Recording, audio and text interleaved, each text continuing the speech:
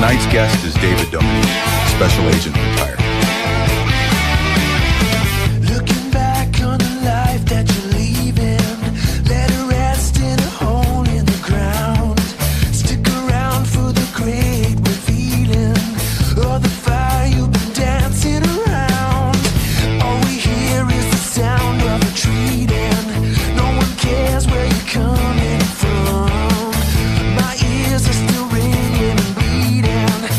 I guess we all knew from the start.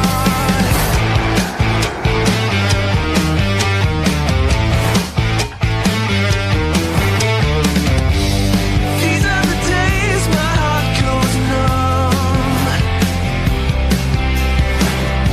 Yeah, one of these days will be the one. Looking for answers. Oh, what a disaster. These are the days my heart goes numb. My heart goes numb.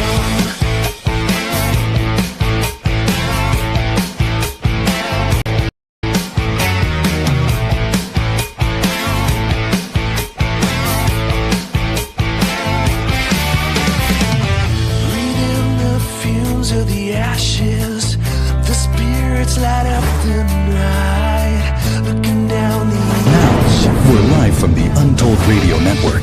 It's Untold Radio AM with MonsterQuest producer, host Doug Hajicek, and co-host Jeff Perrella Jr. Untold Radio AM is going live right now.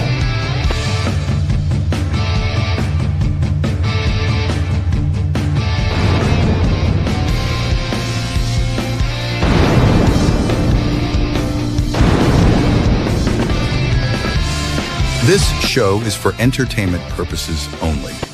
Yep, that's the ticket. Now here are your Untold Radio AM hosts, Doug Hajicek and Jeff Perrella Jr. Hello, everyone. Hey, Jeff. Hey, everybody. And Verax and Leroy and Roger. And who else? We've got Kenny. We got Miss Mary. There's all sorts of people. Roger, Kenny, I think Can't Butler's name out them there. all. Yeah, a lot of our friends. Good to see it. Appreciate it a lot. Loretta, and see who else. I'm looking here. Tennessee's in. A lot of our moderators in. Might need them tonight. Never know. Who knows? Anyhow, so it's welcome to show number 271 271, yep. on this beautiful, chilly Sunday night. I hear we have a big snowstorm heading our way. Yep, we do. Welcome Welcome to Minnesota. Yeah, we're looking forward to that. So tonight we have an amazing guest, David Dominique. Yeah. We're going to kind of hone in on what the government knows, what these things might be. He's got some good stories. So I talked to him a little bit today. He's got some great stories to share. Yeah, so that'll be our main theme. Yeah. But he's a retired senior agent, and he may be able to answer some questions. So I think so. And then we've got other favorite things to do. We've got other segments. We've got weird marketplace picks. We got clips. So grab your robe, right? You should grab a robe, nice warm robe. I think that's just nice. I don't wear robes anymore, but I used to. Yeah.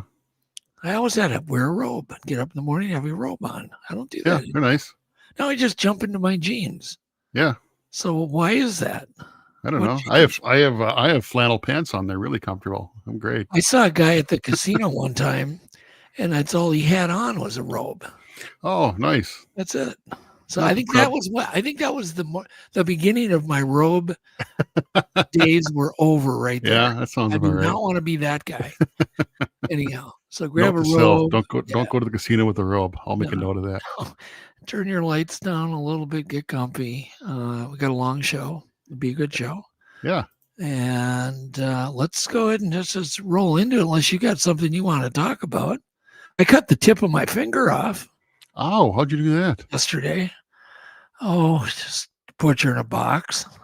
Jeez, with a don't do really that. sharp knife, and I just slipped, and then it's just a tip. It's not a big deal, but it's painful when it gets into Yeah, that, don't into do your that. nail. When you cut the nail off too, it's like ah. Yeah, that's not fun. Yeah, now I know why the mob goes after your fingers. Yeah. Well, thanks. If you don't pay your bill, right? Anyhow, let's just get into the news. Some weird and fast news. Weird and fast. Fast and weird. Fast and weird. Here we go. It's time for weird and fast news. Yeah! It's time for weird and fast news. That's a good bumper. I like that one. It might not be so weird. It may not be so fast, but we're going to try. Sure. All right. First one up is apparently they have built robot crabs, right? So in southern Portugal, researchers from the Center of Research in Animal Behavior, think about this. It stands for crab. How funny. Center for Research and Animal Behavior. Yeah, that'll do it. How clever. Yeah. At the University of Exeter, deployed a Bluetooth-controlled 3D printed robot crab, and they called him Wavy Davy. Yeah, there's Wavy Davy on the right there. Yeah. Or at least what I think Wavy Davy looks An approximation of Wavy Davy. Approximation. Anyhow, to study how real male fiddler crabs adjust their courtship signaling when faced with a rival. Okay. Oh, what a great way to do it. Never mind. The robot could wave two differently sized claws near a male's burrow, right in the mud flaps. Mm-hmm. The result showed that the real males increased duration of waving when the robot waved, but did not wave faster. They couldn't get the damn crab to wave faster. That's really useful information, isn't it, Jeff? I guess. I think it is, suggesting that they modulate how long they signal depending on the level of competition rather than simply waving more rapidly. Interestingly enough, some real crabs even attacked Wavy Dave and broke its 3D printed claw. Right? So there you go. Now that's valuable. I'm sorry. That's just like really useful information. I'm going to bring that to work. I'm going to bring that to work Monday. Everyone's going to love it. Wavy Dave. It's interesting. That is interesting. It is interesting. It is. But what do you do with that? Could you imagine doing a proposal for a grant for this? Somebody got paid to do that. I want to see how fast crabs wave. It's like, okay. Now they know. Mission accomplished. Yeah.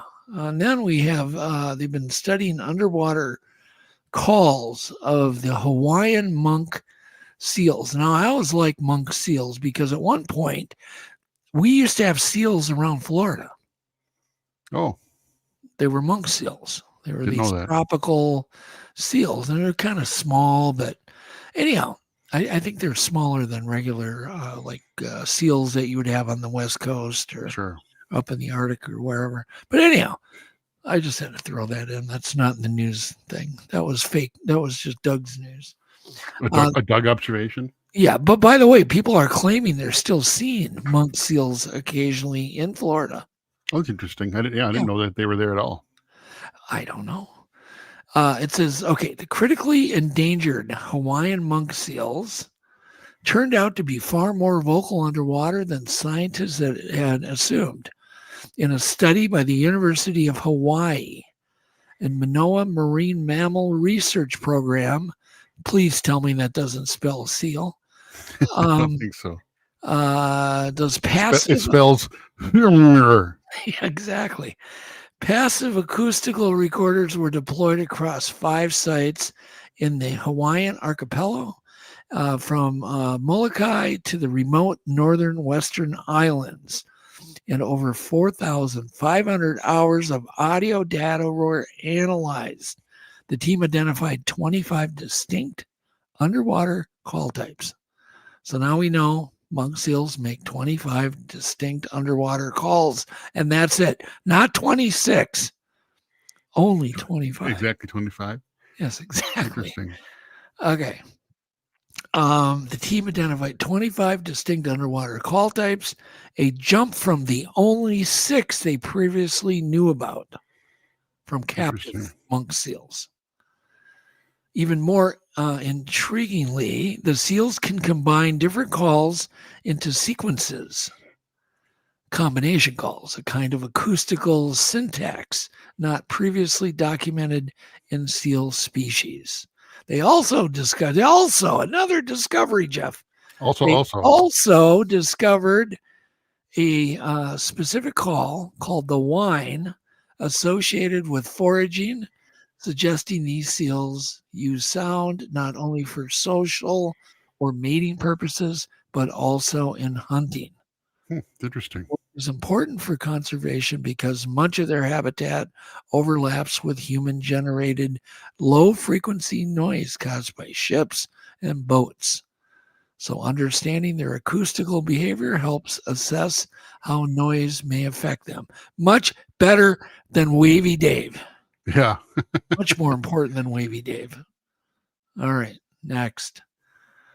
I'm trying to speed this up. Mushrooms as living computers. Now, we've all heard about mushrooms and their neural network, right? Mm-hmm. So a team of Ohio State University has demonstrated that edible fungi, such as, I love this name, shiitake mushrooms, can be grown into organic. Now, listen to this word. I've never heard this word, but it makes sense. Memristers. So not a resistor, but a memristor. Interesting. Electronic components that remember past electrical states. Hold on for my weird and fast news. I got to have some root beer. The weird and fast pause for root beer. And by the way, everybody out there in podcast land, do not drink root beer while you're on the air. Do not do what I do because you will burp. You know, a weird and fast burp. You'll have a weird and fast burp. You need to have your finger on the burp button. There is one. Let's see. Well, I lost my place. Damn it. Okay, the mycelia network of fungi was cultivated, dehydrated, and then wired into circuits. I just couldn't imagine doing that. These fungal devices achieved memory switching up to, listen to this, 5,850 hertz with a 90% accuracy in early tests. So there you go. Your next iPhone may be made out of a damn mushroom. That's crazy. It's crazy. I mean, it's so cool. And I can see this kind of research. The advantage, they're biodegradable. So that way we can get a new iPhone every week and throw them in the garbage in the recycling bin. It'll just be mushroom, made of mushrooms. Yeah, it's pretty wild. That is crazy. It says they're biodegradable. They use low power. They don't require any rare earth metals and potentially mimic brain-like computing architectures. So it says they're not ready to replace silicone chips yet because of speed and scale, but is still limited. But this research opens the door to living computers and ultra sustainable electronics. Interesting. That's really cool. You got to say, Oh. Okay, enough of that crap. Let's move on here. And she's moving on.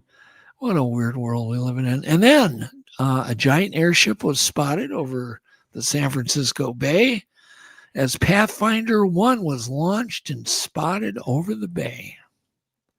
Now, this thing's amazing because it's taking this blimp, of course, technology to a new level. Let me just start out by saying this thing is roughly 400 feet long. So it's the biggest aircraft ever launched. I think it exceeds the Blue Goose or the Spruce Goose. Sure. Did I said the Blue Goose? Didn't I? Yeah, I knew what you meant. I meant the Spruce Goose. So yeah, that's big. It's a rigid frame apparently. That's interesting. That was Howard Hughes. Not Stern. Howard Hughes. Yeah, Howard Hughes built. Anyhow, so it says the startup LTA Research and Exploration, backed by Sergey Brin, has revived the rigid airship concept with its prototype Pathfinder 1, roughly 400 feet or 124 meters long, constructed with a framework of thousands of carbon. Oh, God, here we go with carbon fiber again. No! Carbon fiber titanium tubes. I would not get in a carbon fiber vehicle. No way. I know how quick it breaks. Carbon fiber titanium tubes powered by 12 electric motors using helium for liftoff. Could you imagine the amount of helium? Wow. Think That's about a lot. it. I mean, it's safe, but I keep hearing how we're running out of helium. I don't think I keep so. hearing about it. That's what I hear in the ground because they mine it from the ground, a lot of it. Yeah. And that's like getting depleted. So I don't know. Whatever. I You can guess get I it don't from know the enough air, I about it. think. Unlike traditional blimps, which rely solely on gas pressure, Pathfinder 1 is a rigid hull and a fly-by-wire control. Interesting. I'd like to drive it. It Yeah, that'd be cool, recently man. flew over the San Francisco Bay Golden Gate Bridge region during its test phase. I don't think that's a good thing to fly over the bridge. Operating with special airworthiness certificate issued by the Federal Aviation Administration. The aim was to create a large-scale, low-emission cargo transport. So they're trying to use this, I think, as a cargo thing. Interesting. Yeah. I don't know.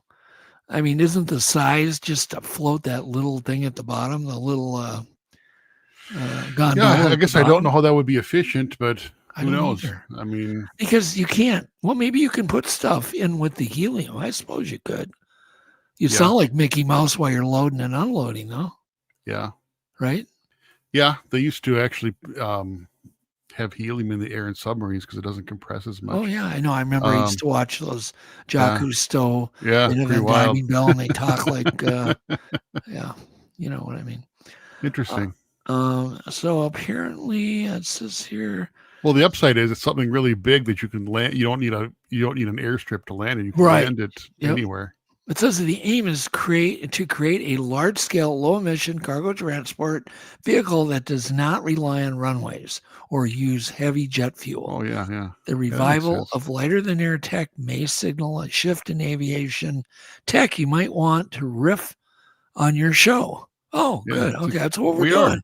Yeah. We are riffing and ripping it. Yeah, we're riffing and ripping. Perfect. Weird and fast riff. Okay. Anyhow, I don't think I was supposed to read that. Probably not. Not that last line. Okay, next one is a death ball. We're almost done here, I think. Yeah, I think that's the last one. Oh, it's two more.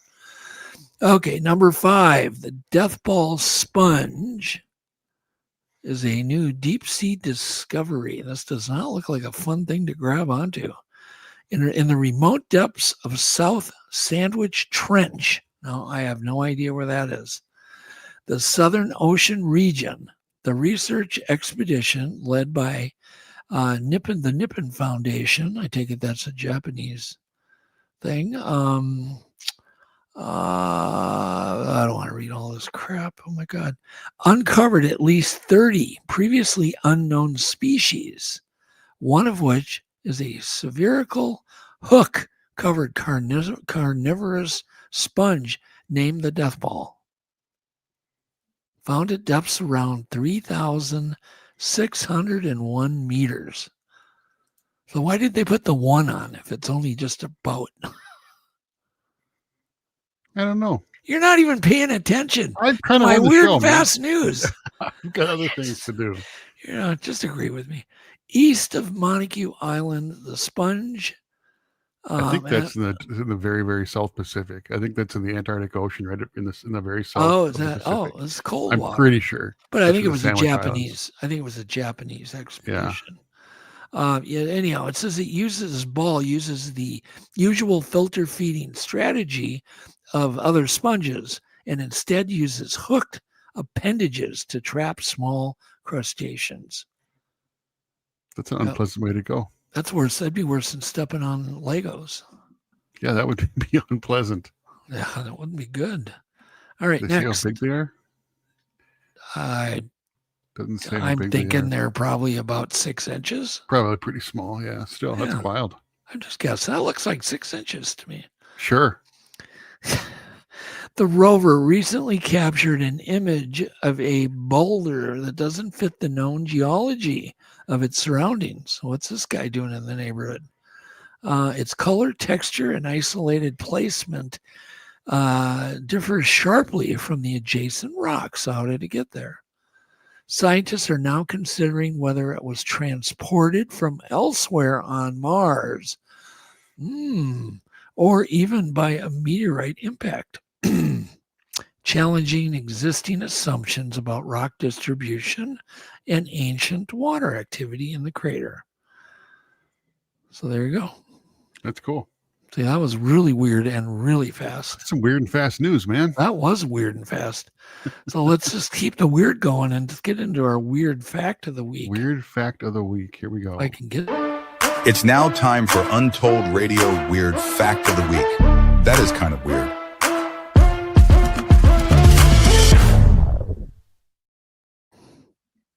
Oh, crap. I don't have any information on the fact. I have the picture, but I don't have the fact. Okay. I forgot the fact. Yeah, I don't know. Okay, I know what it is, sort of. But they discovered this planet that's basically one big diamond. Oh, They've yeah. determined, but I can't tell you where it is because I don't remember. But it's a long ways away. But this Hubble telescope has figured out that this thing is made of, it's basically a solid diamond, a planet, hard as a rock. Really big diamond. There's actually a kind of a fringy theory that the center of Jupiter is a big diamond. Just the pressure from all that, just carbon that's squeezed down by pressure. And there's been a theory that the center of Jupiter could be all that carbon hardened into a giant diamond at the core of Jupiter. Trillion carat diamond. Yeah. Who knows? And I'm sure that's exactly what the planet looks like. That's a photograph. I'm pretty sure. It is a photograph. Exactly. Including the people walking down. Yeah, the people walking and that other rock down there. It's an actual scale photograph. That's a scale photograph. Yeah, for sure. Absolutely. Yeah, it's exact. Science. It's science, real science. So that weird fact. So that was the weird untold. It was untold. Yes, because we're not going to tell anything about it. I'm not going to tell you anything about it. Untold. It's story. completely 100% untold. Oh my God. It's an untold me. Yeah, it is untold. It's a bitch getting old, Jeff. I'm telling you. Top score. Huh? It's a top score. Good job. Yeah. Exactly. It's an untold story. Perfect. It is. It's untold. See, you didn't tell it. I didn't tell it. Just a picture. All right. Let's get into some. I've managed to do some clip picking. We're getting into our clips. Okay, Let's I have do those. it. All right. Whoop. Hold it.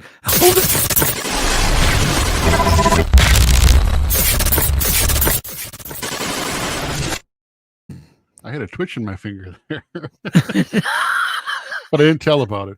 It's untold. I had an untold twitch.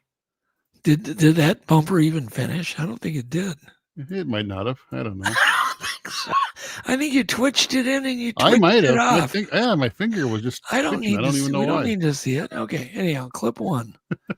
Sound is good. Oh man, sound is good. This is liquid nitrogen. I haven't even introduced the Leave a clip. hot dog and liquid nitrogen. Jeff. Oh God, it hurts! Oh Jesus, get me out of here, please, God! Oh What? my! It's not a hot dog anymore. Now it's a cold dog. Get it? Yeah. Did that need an introduction? I wanted to introduce it. Okay, introduce it. It's too late now. Anyhow, that was a cold dog. Yeah. What's a cold dog? You're getting twitchy, I think. I am. Did you I'm a little drink too much punchy. coffee? I think I'm a little overtired. Did you? I didn't sleep No. this weekend. I think you drank too much coffee again. I didn't drink enough, I think is the problem. Clip 2. Try not to twitch on this one. All right. Sound is good. Hands off. This is the fastest drone in the world. Period. Let's watch it. Okay. That right there is a 22 horsepower water-cooled beast of a drone. Last year, my dad and I broke the Guinness World Record for the fastest drone quadcopter in the world. 22 horsepower. However, since That's then, our crazy. record has been snatched away from us by a Swiss engineer named Sammy. So naturally, we want to try and get our record back. First, we set up our prototype drone, which got us up to 420 kilometers an hour or 261 miles an hour. Next, we wanted to find out if we could 3D print the entire frame instead of using the traditional carbon fiber frame. After the drone caught on fire multiple times, we finally got it working and got it up to a speed of 520 kilometers an hour or 323 miles an hour. Crazy. Time for it to catch on fire again. So we implemented a water cooling system, tested the scale motor outside a window, and also did some CFD using Air Shaper to reduce drag. Finally, it was time to fly, and we managed to reach a new world record of 585 kilometers an hour or 363 miles per hour. That's extraordinary. That's quick. Yeah. That's as quick as our weird and fast news. Even quicker. Even quicker. All right, sound is good on the next one, clip 3. I didn't know this about cemeteries facing east, did you? I did not see the clip. So this is really interesting. Go ahead and watch. This is a fun little Bible fact. A lot of people don't know this. If you go to any cemetery in the United States and you pull out your little compass, I love doing this. Pull out your little compass. Every gravestone in the United States, it's like industry standard for cemeteries. They all face east. The headstones, every single one. I know people have never heard this. And like, there's no way that's true. Yes, it is. Drive to the closest cemetery, pull up your compass, and you will see every single headstone in the entire cemetery faces east.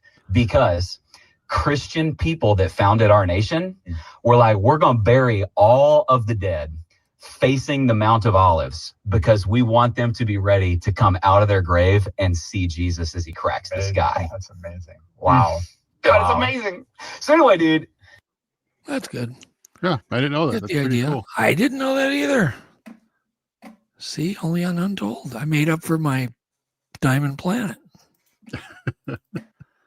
All right, clip 4. Yeah, Halloween's long over, but I had to pick a good Halloween costume, which I meant to do last week or the week before, and I didn't do it. So now I picked my favorite Halloween costume of the year. Ready? So here it is.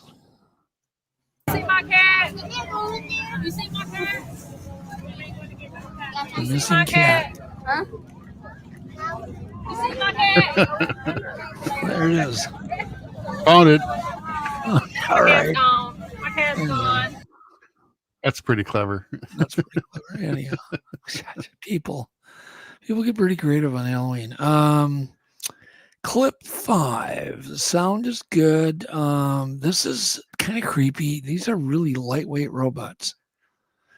And go ahead and play it. Sending these shape-shifting wheels for surveillance someday, they used tensegrity to expand and collapse to locomote on uneven terrains and jump onto obstacles 300 millimeters high. Researchers at Colorado State University developed this lightweight and compact robot. However, it remains in the experimental stage. That's really cool. Now, here's what's weird. In the 70s, not the 80s, not the 90s, in the 70s, I had dream after dream, like 4 nights in a row about those things. Wow. And they were exactly the little wheels. They were all just kind of made of these little, and they were robots. And I had dreams numerous nights in a row, and yet seen anything like that. That's just kind of weird. So when I see a clip like that, I go, whoa, is that ever familiar? Because those dreams are so vivid. I can remember them to this day. I mean, how many years ago was that? Oh my God. That was a long time ago. Yeah. All right. This one is kind of weird too. The sound is good. It's a new type of wheelchair prototype, which the wheelchair hasn't changed in a lot of years. So go ahead. I could use one of these on my podcast, Jeff.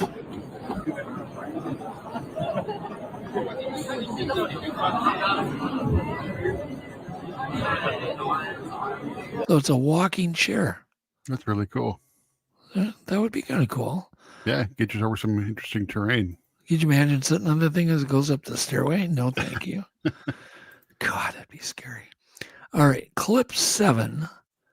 The sound is good. This is, remember that big hurricane we had here, Hurricane Melissa, right? That did so much damage in Haiti and all those places, all those islands. But look at this thing from the sky. It's crazy. Go to play that. Wow. That is just right there, man. Nature at its finest. That's incredible. That really is. Yeah, that's amazing. Yeah. Looks like snow, like a snow tunnel. Next we have clip 8. Sound is good.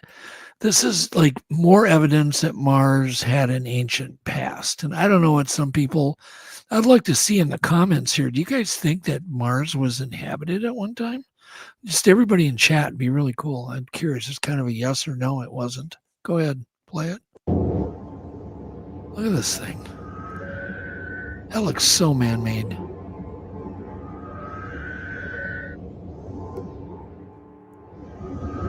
Do you like the music we've added? Yeah. I do, actually. That's really cool. What do you think? Do you think Mars was inhabited, maybe? Unlikely. I mean, anything's possible, but it just... Well, okay, then how did that get formed? From just natural causes? Be. I mean, it could be a natural crystal formation of something, or who knows. It's definitely odd. Well, we're going to be asking David about stuff like that. Okay. Yeah, he might have a good answer. Yeah. Let's see here. Clip 9. The sound is good. So this is weird because there is a guy just filmed this. He sees this one signpost vibrating, and he cannot figure out what's going on. Go ahead and play it. I walked past this pole earlier. This damn pole was vibrating. It's still vibrating. I don't know what's making it vibrate. That's something I'd notice. This is the only pole that's vibrating. I don't know what's going on. That's weird. Yeah. It's crazy. I ain't touching it though. Vibrating pole. I like it. Okay. I'm not touching it. Yeah, that's weird. I would have tried to stop it. Oh, I would have too. I would have thought the wind until I saw that there wasn't anything on top. Yeah, I don't know what can make it vibrate like that. That's crazy. Okay. 10 is next. 10. Well, yeah, it comes after 9. Sound is good. This is not your normal guardrail. This is fun. Although I don't think it's a good idea. It might distract a driver. So as you drive by, it animates. If you look out your window. Yeah, that's kind of a terrible idea. It's cool as heck. Terrible idea. Yeah, well, they made it pretty short for that reason. It's a terrible idea. It's a terrible. What could go wrong, right? I mean, I'd be looking at it every time I drove by. Clip 11, which comes after 10. Sound is good. This is a great illusion. Do not trust your eyes, right? Our brains are fooled easily. Here's going to be more proof of that. Go ahead and play this. No, this is crazy. I want to know how these are not moving in the direction that those arrows are pointing, because I put a ruler up to them to test it, and they're actually not moving. Nothing's moving. What's the last one? Look at this one. It's moving in all directions. Does it move for you? Well, it looks like it, but if you kind of hold your hand up and cover one up, yeah, right. If you just look at the edge or whatever, right, then it kind of stops. That's a pretty good illusion. Other than that, it's a great illusion. Oh, nothing but he cares. Clip 12, which comes after 11. Sound is good. Infrasound. This is an infrasound setup like I have never seen. This is kind of insane. Go ahead and play this. Infrasound people.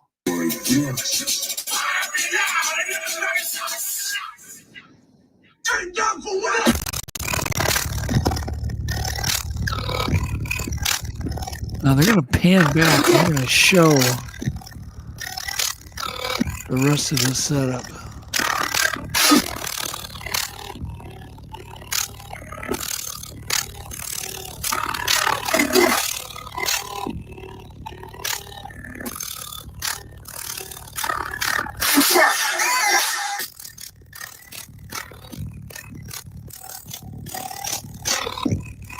Look at those subs, man. Wow. Okay. That's nuts. Yeah. Should we do clip 13? It comes after 12. All right. Sound is good. Sure. Sound is good. This is kind of a great magic trick. And if anybody knows how this was done, please let me know. I'm serious. I watch it a few times. Don't borrow money because that's bad luck. $5. 1, 2, 3, 4, 5. Right? Listen. Watch right here. You ain't changed that shit. You ain't do that. The trick is so transparent. The eyes. That ain't real. Hey, wait, is this a real? Don't change it back. Change the 20s. Don't take the camera off. Change the 20s. Don't take the right. 1, 2. You see the real, yeah. Come very slowly. 1. I love street magic. 3, 4, 5. On the faces, on the backs. Don't take your eyes off. Let me flip it.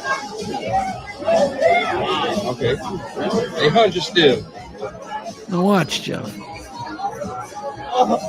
I changed it back for you. Come on. Yeah. Come on. Come on. Come on. Come on. Come on. All right. He's got good hands. That's impressive. That's a good street trick. Yeah, that's really good. I went to the cafe yesterday and ordered a meal, and then ordered, well, I'll get a coffee too, right? Mm-hmm. And then Vet's like, well, I'll take a coffee too. Okay, great. So now we got 2 Cokes, 2 coffees. The coffee was $4 for each cup. I'm like, whoa, things changed. I remember the old days at the Tally Ho, they were 30 cents. Yep. And that was after the Carter administration inflation. It got up to all the way to 30 cents. And we thought that was crazy. Now it's $4. Yep. So that's street magic, right? Yeah. Makes the money disappear. They took my money. Oh my God, it's getting expensive out there. It was like $80 for just 2 little basic little dinners at a mom and pop cafe. It's tough, man. I know that I business know you're well. I know you do. Well, I used to own a restaurant, you know. Yeah, I had a big restaurant. Everything, and people think that the restaurant owners are getting rich, and I can tell you, they're not. There's no margin. I worked 3 years and never drew 1 penny out of it. The margins in restaurants are just not minuscule. 1 penny. Yeah. I had a ball. I had fun. It was a wonderful experience. It was on my bucket list. I didn't make. And I noticed you're not doing it anymore. Yeah. No, and I didn't lose any money, but I didn't make a penny. But I worked. But the money you lose is the labor that you lose. Yeah. Because that's like a lot of labor, right? I owned that restaurant while I was producing MonsterQuest, believe it or not. Busy guy. Yeah, I was busy. Yeah. Anyhow, so what else do we got? I think we're done with. No. One more clip. We got 2 more. I think. We got one more. Illusion, infrasound. We have the magic trick. Oh, just one more. Yep. Clip 14. That comes after 13. This is weird because when it gets cold in Florida, if you're in the right area, it will rain iguanas. Go ahead. South Florida right now, and it's 41 degrees. When it gets this cold, the iguanas can't hold on. They literally rain out of the trees. Here's one on the sidewalk. Looks frozen solid, but it's just chilled and waiting for the sun. Their bodies go stiff. Wow. Yeah. I didn't know that. They just got to go to sleep and they fall. I don't think they get hurt. Unless maybe there's a whole bunch of iguanas walking around with little casts on their legs. Hope not. That's kind of brutal. Anyhow, what do we got next here? How are we doing on time? Yeah, it's about 22. We can get through this quick because I only have a few. Okay. So this is another not a contest. Not a contest. Not a contest. But at one point, everybody can play this. At one point, I'm going to say this is the one.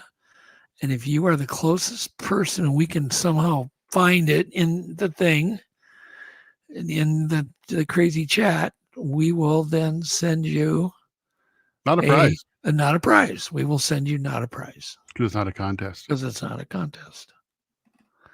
So here we go. Let's start. These are weird marketplace picks. You might even have. It's now time for Untold Radio's odd, strange, weird, and zany marketplace deals. Please don't let these gems slip away.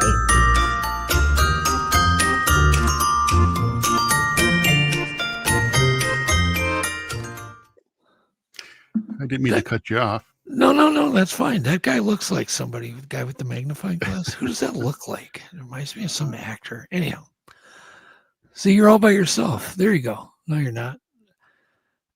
This is this is antique conjoined twins. It's what they call a bisque doll. It was apparently made in Germany. It's obviously a rare. Who the heck said, I'm going to make conjoined twin dolls? No clue. You don't see those every day. It was made in the late 1800s or the early 1900s, right? And they call it the twin bisque doll. And it's a frozen doll, so it doesn't move or anything, doesn't articulate. And how much is this thing worth? And don't look it up. Don't cheat. So we got 50. We got 54. Verax is 105. Excuse me.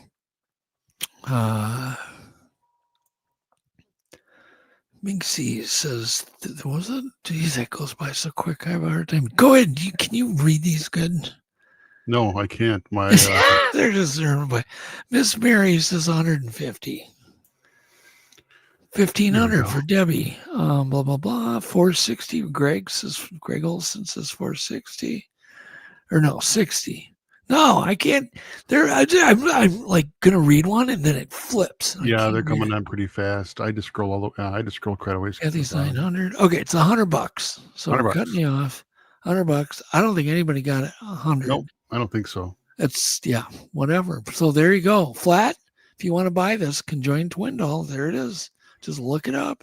It's $100. It's probably worth it. Might be worth thousands. I don't know. What do you think, Jeff? Creepy. I wouldn't. That's as creepy as it gets. I don't really care to own that. All right, next one is a collector item, I guess. It is the Doors People Are Strange 45. It's a 7-inch 45 RPM. This is what we used to listen to when I was a kid. And, I was, putting a lot of good scratches on them. Yeah. They would skip. Anyhow, so anybody want to guess what this is selling for? It looks like it's in really good shape. Comes with a bunch of the jackets and lyrics and all sorts of stuff for the Doors. So let's see here. 25. Tennessee's 45. William Robinson's at 25. Marionette's 125. Greg Olson's 45. 75. 125. 125 yen. Okay. I don't know what That's a good one, Slyvox. I don't know what the conversion is. It's like a penny. I don't know. Yeah, I think it is. Yeah. Debbie Kruger's 500. 250. 40. God, Debbie, I wish I had a big record collection I could sell you. Anyhow. Rusty was pretty close. Yeah, it's $20. Yeah. So there you go. Records are not worth much money. No, there's the not really. They're just not. Not a lot. I keep having people leave me their record collections, when people pass, and they're just not. A lot of them are worth like 10 cents. Well, more than that, but they rifle through them pretty quick when you want to get rid of them. Yeah, and it's like, I'll give you $5 for the box. It's like, okay, they're not worth much, but there's always that one that is. Right. That's the problem. They're very on-off. All right, the next one is something I know you'd love to own and display. Oh yeah, sign me up. I'm not going to say the word creepy, but McDonald's dolls. It's creepy. How much are these? And this is the one. So if you guys, whoever can come the closest and the first, it's going to be the closest and the first before I cut you off, will win not a contest. Not a contest. And it's no prize. We'll send you something, no charge, but it's not a prize. Guess on the price. And it's for each or a pair, but just guess for each one. So you can have more than one guess. As soon as I see the right price, you've won the not a contest. It's not a contest. So you don't get a prize. No, we might do something anyways. No prize. But exactly. I like the way you worded that. Do you see the price yet? I don't. Oh, they're close. Really close. well, that's really close there. Really close. Really close. Like it's warm. So far, it's the closest, I think. Loretta goes, I hate clowns. Yeah, I don't blame you. I think most people do. Like, what were they thinking for marketing that? God, I don't know. Who would want that? Oh, Virax just keeps sneaking up there. Oh my God, he's just hitting all those. Oh my God. Okay, we're going to cut it off. Cutting it off. That's a pretty darn good guess. Virax is the winner. It was $25 each. Yep, 23. And he was like 23, 24, 22, 20. So yeah, email me. I'm Patrick. Patrick got it too. So let's okay. Patrick and Virax both are not a winner. They don't win anything, but we might send you something. Yes. So you got to get Jeff. You can email Jeff at Jeff P at UntouldRadioAM.com. So There yeah, it email is. me your mailing address, please, and I'll see that you don't get anything because it wasn't a contest. And there's No, you won't price get anything, whatsoever. no charge. But I still I'm need like- your address. But I just in case. Right, exactly. Yeah, exactly. Okay, that was all right. Well, let's see here. We got just a couple more. We're done. We're gonna bring David on. Yeah. So we have a weird, creepy painting of a girl with, they say, helmet hair. Yeah, that's quite the It's hairdo. kind of a great way to describe it, with straight bangs. Mm-hmm. How much is this painting? It looks pretty old. It's a masterpiece. It is. To have helmet hair. And she has her arms behind her back and slightly buck teeth.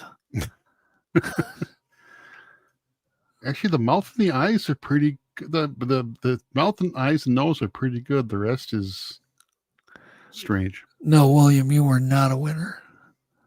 Not a winner. So here we go. Let's see here. Oh, that's a pretty good I haven't. guess. Who got it?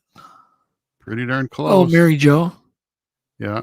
Although In Tennessee, Mary Jo in Tennessee. You both. It's Yeah. $15. It's $15. I'm still trying to figure out why bother. Okay, this next one, I'm thinking, what?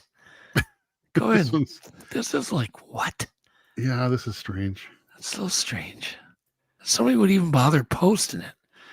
Yeah. It is two. What is it? Tobacco tins? Yeah, it looks In a like paper it's- bag. Yeah. Unless John Lennon made it, it's like whatever. Anybody want to guess? Yeah. What? Please guess what they're selling this particular piece of art. It is art. Let's keep that in mind. And no, John Lennon did not make it, not to my knowledge. Free. Lisa's $3. Marianne says free. Unknown comic, $8. Greg says unknown That was my comic. first thought too. The Unknown Comic. Remember that? That was a long time ago. Yeah, well, yeah, the Gong Show. Yeah, that was good stuff. I heard he was a CIA agent. Yeah, who knows? That's What was his name again? Chuck Barris, wasn't it? Chuck Barris. Yeah, he was a character, man. That the movie duct- about him was pretty Mike wild. Prine, the duct taped banana. Yeah, that did sell for a lot of money. Debbie says $1. All right, whoever guessed 15 got it right. So if you want to drive all the way to wherever he's selling that and pick up the weird 2-tin tobacco wall art, you're welcome to. I don't think chew is included, Brendan. That would make it worth a lot more. That would like triple the price. Yeah. Yeah. Anyways, moving on. And then we have this is just weird too. It's like, what the hell is this thing? Let's skip that one. Well, all right, go ahead. I'm just going to tell you right out. They're asking $400 for this. I don't You really guys know would what it is. never guess. I don't know what the hell it is. It's like a see-through lawn tractor with no cutting blade. I don't know what it is. Speaking of, I don't know what it is. We have another one of those. The next one's good though. What the hell is what got into somebody that decided to make this? They call it a TV lamp. You were supposed to put it on your TV. Like what in the world? I have a feeling there was drugs involved in that decision-making process. Gosh. Well, no, they produce these things. Like they were produced. I still think that there was a lot of drugs involved in the. There could have been, yeah. So it is. Who's got this? What Wants the to hell? guess what that's? Who would you pay? Okay, Lisa's 79. I would say you're the closest, Lee. Yeah, that's a pretty good guess. Yeah, it's $70 for that bad boy. What is the thing? Is that supposed to be a hat? I don't understand what the heck's going on there. That doesn't make any sense to me whatsoever. And I think that's the light bulb in the mouth. In the mouth, yeah. Yeah, that's where you put the light bulb. I'm not getting it. I don't get it. Whatever. The last one's pretty appropriate, though. Yeah, and I have a feeling next time we see Flat, he'll be wearing this damn thing. Mm-hmm. This is a Comedy Central workaholic, let's get weird, tie-dyed trucker skater hat combo. So how much is that worth? Come on, guys. How much is that worth? $18? That's a pretty good guess. From Tennessee, Flat. Flat goes, I'm in, man. He's in. I guarantee. Do you remember that? We had him on, Elson. He had the hat on that we were talking about IP in your pool or something. Greg nailed it. $15. $15. Nice job. There you go. Get it while it's hot. There's one. Like, come on, Flat. You got to rush. Get that thing ordered. And, said we don't help people. All right. Enough of that crap? Enough of that crap. Let's do whatever. If you just got to do a disclaimer. Do you have any commercials to run? No. Run one. I can. Okay. Here we go. Let's run one. This is the paranormal apocalypse. Whispers in the static, the air is getting thin. Shadows crawl from corners where the strange creatures have always been. The hourglass is bleeding, the scythe begins to bend. 1,000 haunted echoes, they all ask, is this the end? Skulls beneath the ashes, spirits in decay. The reaper wears a mask, he smiles then fades away. The paranormal apocalypse is coming. Where the lost eclipse, the veil is torn. There's no amends, oh God. This is how it ends. What if our obsession with the end times reveals something extraordinary about human nature? Why did a simple folk song about the year 2525 become a massive hit during the summer of love? What drives ordinary people to abandon everything and follow apocalyptic cult leaders? And why can't we look away when the world seems to be ending? Author Maxim W. Furek has uncovered a hidden pattern, a psychological phenomenon he calls apocalyptic awe, that explains everything from ancient prophecies to modern conspiracy theories, from Hollywood blockbusters to political movements. Get your copy of Paranormal Apocalypse by Maxim W. Furek, available direct from Hangar One Publishing, Amazon, or Barnes & Noble. Is this how it ends? Find out in Paranormal Apocalypse.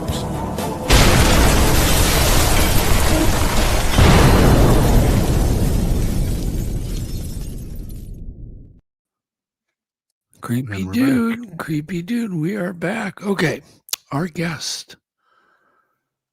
I don't have a big bio on him because we're going to have to drill him a little bit on it. But David studied sociology, got a Ph.D. in it, criminology at Bowling Green State University.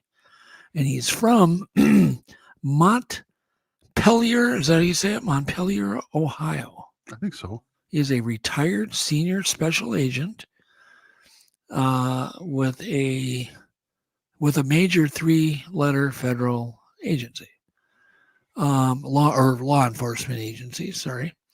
And he also has a TS and an SCI security clearance, and classified courier creds. Mm-hmm.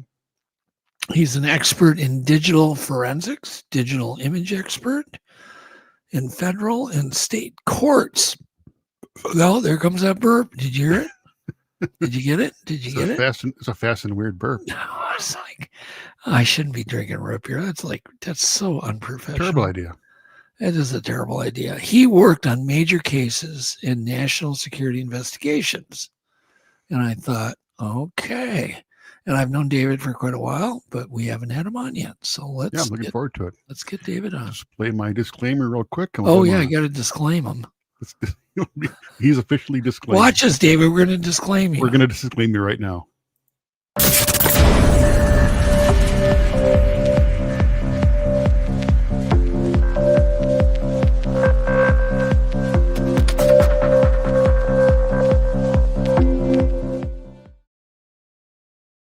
I think we need to have a contest disclaimer. That says this is not a I think we're going to do that. This is not a contest, not a prize. Anyways, well, welcome, Dave. Yeah, Ready to bring him on? Here he comes. Hello. Hi, how are you guys doing? Hey, today? I like your QR code. Yeah, that's pretty Thanks a lot. That's pretty clever move there, dude. Thank you. That's a clever move. That's what I call a clever marketing move. That's good though. It looks good. That's smart because you can just scan. I don't know where you're going to go. Anybody can find me. Facebook. I'm on a lot of the platforms out there like YouTube. I'm going to try it. I got to try your QR code. I got to try it. Please do. I want to see if it works. Hold on here. I love QR codes. They're cool. But I got to warn people, don't just do QR codes anywhere that, like if somebody mails you one or something happens, don't ever scan it. That's Hell true. yeah, it's working. There you go. Good. Anyhow, welcome, David. All Thank you. serious. So you got interested. Go ahead. I know we have a little delay, but you got interested in a lot of obviously weird topics, and Bigfoot's one of them. And I know you're good friends with Val Zavala, right? I think that's how I met you, correct? Yeah. Through Val. Yeah, Val's a great guy. Yeah, he's the gumshoe guy, and he runs the Michigan Bigfoot report in Michigan. And Val's he's amazing. Anyhow, so I'm glad I met you, and we've had some interesting conversations. Do you have any idea if the government has, or inkling, I should say, the government has any information about these creatures? Are you convinced they know everything? Well, let me start out first. Your introduction. I want to be very clear. I do not have a Ph.D. I have a master's degree. Okay. The feds came knocking on my door before I could finish. But I did teach at 2 colleges and 2 universities. Before being a federal agent, I was a police officer in Ohio, went back to get my degrees. So I have a lot of experience as both a police officer and federal agent. Yeah, it's right. I think I'm not sure how I read it, but it does say the official bio, David study Ph.D. in sociology. You never said you had one. Correct. You are absolutely right. So, getting to your question, the government hides. They have many secrets, and I can tell you for certain, having worked as a special agent for the federal government, there is a lot of things that happen out there and are happening out there that the government does not want the public to know about. I think it's about 90% of things that happen out there never finds its way to the American public. They just never know about it. A lot of different things, national security things, obviously, things that would terrify the public, actually. Things regarding things like Bigfoot, UFOs. Of course, we had a big UFO disclosure with Michael Fravor and the Tic Tac UFO.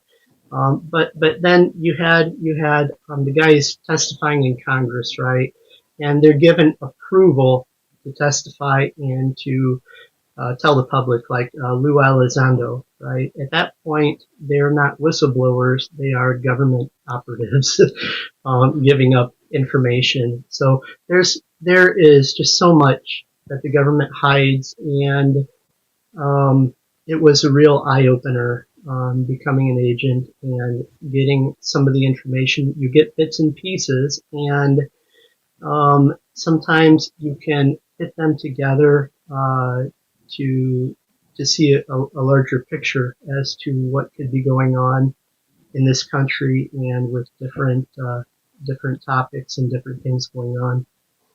You would think, David, that they're highly aware of all of the weird reports that people have seen and reported about, weird things that happen with Bigfoot, from what do they call it? Coming out of portals, disappearing.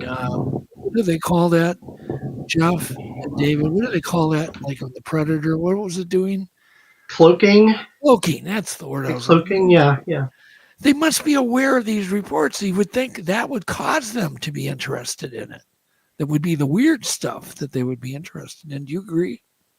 I agree, and they study such things, and things such as DARPA, the Advanced Defense Agency that comes up with all of the advanced technology for the military. They would want to know about these things. And, in terms of cloaking and everything, there is an interesting phenomenon with the polar bears that their hair is actually translucent. It has no color, and it only appears white because of the snow that's next to them. So technology, they want to know about this stuff. They want to know about everything they can. Have you studied their hair a little bit? On some of the weird aspects of their hair? Bigfoot? Yeah, on Bigfoot hair. Yeah. A little bit, but I could be up on that a little bit better than what I am tonight. The fact that it's kind of a clear tube, very similar to like a polar bear hair, is odd, and it does some weird things under UV light, especially when you look at it under an infrared camera. There's a lot of weird just qualities with it. It's got it's very thin, very wispy. It's transparent. Don't you think that would help them maybe blend in a little bit? Oh, absolutely. Without a doubt, it would. I often wonder, though, really, if they have any kind of little group that studies Bigfoot that kind of keeps track on all the podcasts and the witnesses. You would think they would. I mean, they have endless money, correct, David? I mean, what would it take? What would it take to have a few guys full time looking into the Bigfoot mystery? The government definitely has an interest in these subjects for a few reasons. First, you end up with topics like Bigfoot and UFOs in particular. They call them fringe subjects, but they want to know. Well, let's take UFOs for instance. Okay, they want to know if groups like MUFON and other groups out there that study them, if they got a hold of information that was classified or leaked, so they do monitor the groups for that. They do monitor the groups for another reason as well, and that is because people that belong to these fringe groups often belong to other fringe groups that might have some national security concerns, like militias and other nefarious things going on. And in terms of Bigfoot groups, UFO groups, without a doubt, the government, agencies that start with a C and a D, do collect intelligence on people that are interested in those things. And would even infiltrate the groups to gain intelligence. And these intelligence agencies, you need to understand, they're everywhere. They're in Hollywood, as Jeff and I spoke about earlier. They are in corporations, most major corporations. They are in academia. They are literally everywhere, and you wouldn't know it. Is this something that, I mean, I'm in all seriousness, is this something that people kind of need to be a little concerned about? Like researchers, some of the top researchers, do you think they're being listened to and kind of, I don't know, spied on? I think definitely that tabs are being kept on at least some of them. And you said in my introduction I did forensics, computer forensics. I did that for the government for 10 years, 12 years. And we did undercover stuff as well. And I'm just thinking, the best way that I would approach it, if I had, theoretically, if I had an investigation where an open investigation, an intelligence investigation to develop intelligence from these groups, I would go to their conventions. I would become a member of the group, go to the conventions. I would set up, I would buy a hotel room, have the G buy a hotel room, set up in the hotel room, set up my equipment, hidden in my luggage, and I would connect to the hotel's Wi-Fi and basically suck the data off of every device, laptop, phone, whatever is attached to the hotel Wi-Fi of anyone attending these events. So, and there's other things, other ways that they could use, like even cell tower emulators that tricks your phone into connecting with it instead of the actual cell tower, and basically they can grab all of the data from your phone. And I've got to believe that it has happened, and it possibly could still be happening on an ongoing basis. But do we need to be concerned, or is it just like, who cares? We have nothing to hide. Let them dig, or should we be concerned? I mean, what are your thoughts on that? I mean, would you feel comfortable being, you were in that part of the government, but would you feel personally okay with being spied on if you're having a private conversation with Val or whoever? Well, first of all of the data from everybody is being collected from your phone. There's data centers, I believe there's 2 in each state, and major data centers. I think they're called fusion centers or something like that, where the data is archived and stored. That way, if something happened, and this came after that big event in September 2001, I don't know what we can say here on this platform, but basically they solved it by grabbing everyone's data, and they've continued to do so under the Patriot Act, which I used almost every day. And so your data is being stored and archived anyway in a manner that they can go back and search if they want. But in terms of being monitored and everything, you need something to come to their attention to be monitored, and that does happen as well. And people say that the government's watching me, they're doing this and that, and they're following me, whatever. I'm sorry, a lot of the people you're just not important. And most of us aren't. What I do know is that once you've had a very high security clearance, you sign an agreement with them where you will allow them to search your data, search whatever for the rest of your life. So they do keep tabs on people with that had security clearances. I that mean, I it's do know. getting crazy. Our vacuum cleaners are spying on us. Toasters, refrigerators, TVs have cameras in them. I guess all the new smart TVs have a camera in them.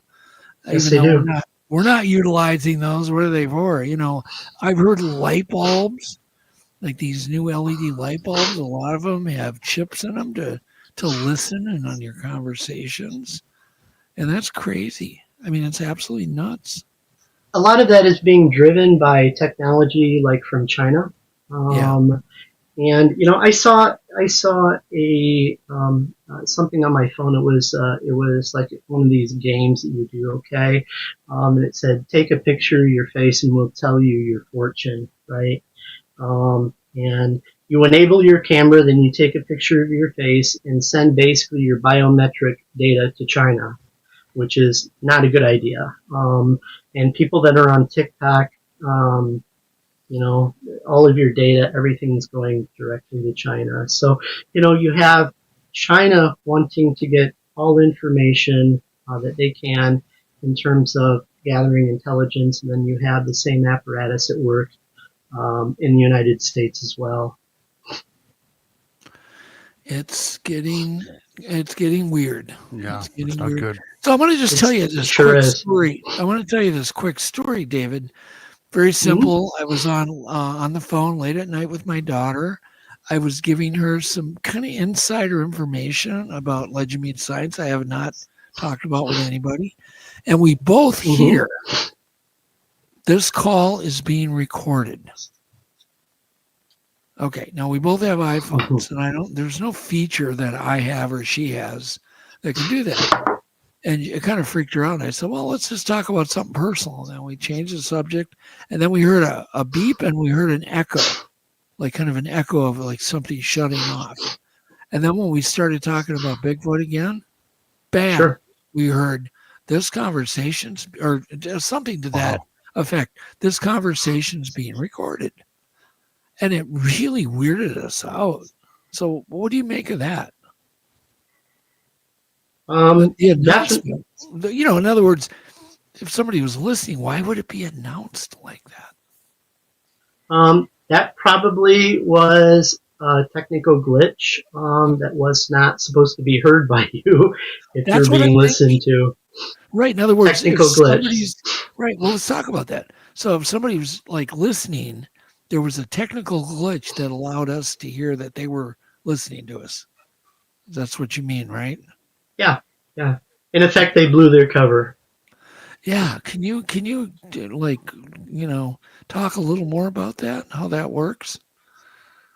What I do know is if you look in the information, again, I'm not going to talk about anything that's classified. Obviously, Right. There's stuff I can never talk about. There's stuff I can, there's stuff I can talk about like on the periphery, but there's stuff I can't talk about. But there was this project, and it's out there. It's public information now. It was called Echelon. And basically, this technology is the same technology that allows you to call like your doctor's office and or your pharmacy, and allows you to talk to the menu. Allows you voice prompts at the menu because it's voice recognition within the technology. So this came about.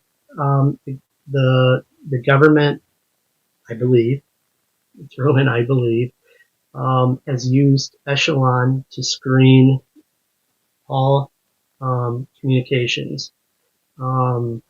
Domestic, they used to be only catching data that was going to satellites and overseas.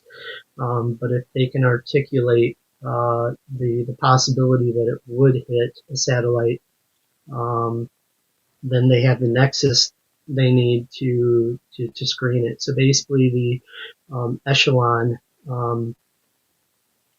would screen calls for certain keywords and phrases.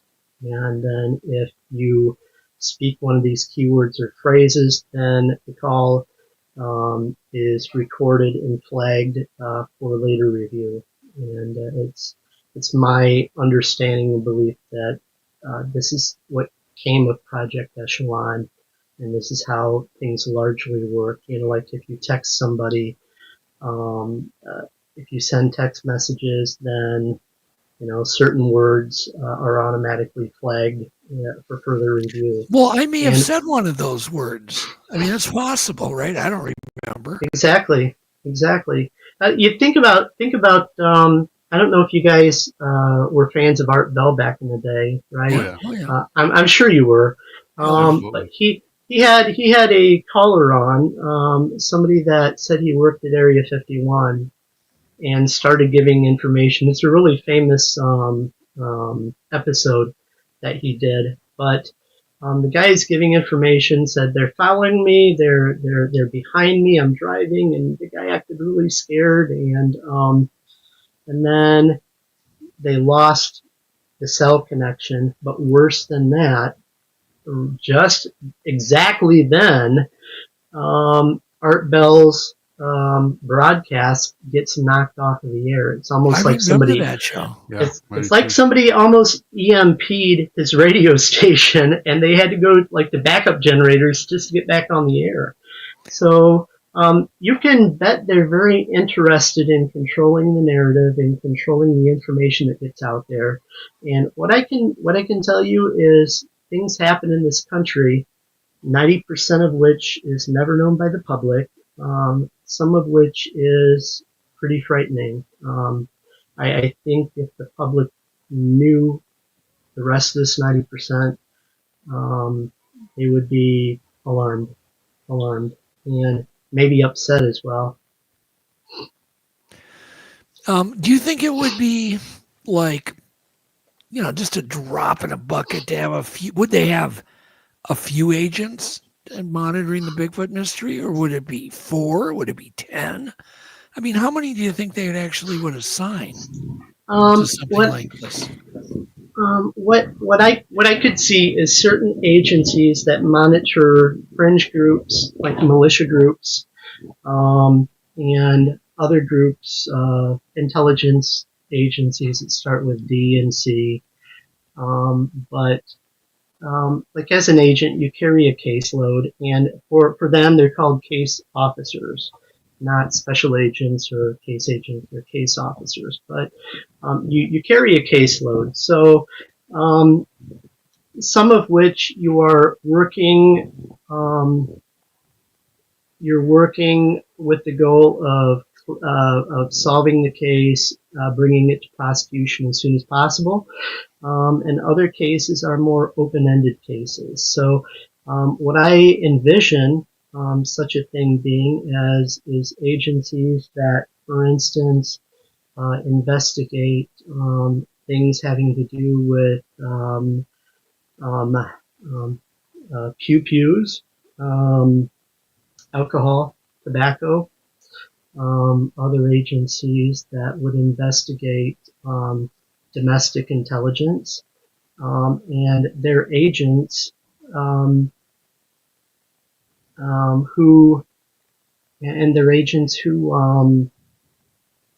would have basically an open case that would be kept open for probably several years, in which they try to develop contacts, they try to develop sources, they try to develop information. In terms of the agency that starts with A, they're trying to make connections with other fringe groups that are up to no good and often illegal things. And I'm all for that because they hide and they use these other groups such as UFO groups, Bigfoot groups,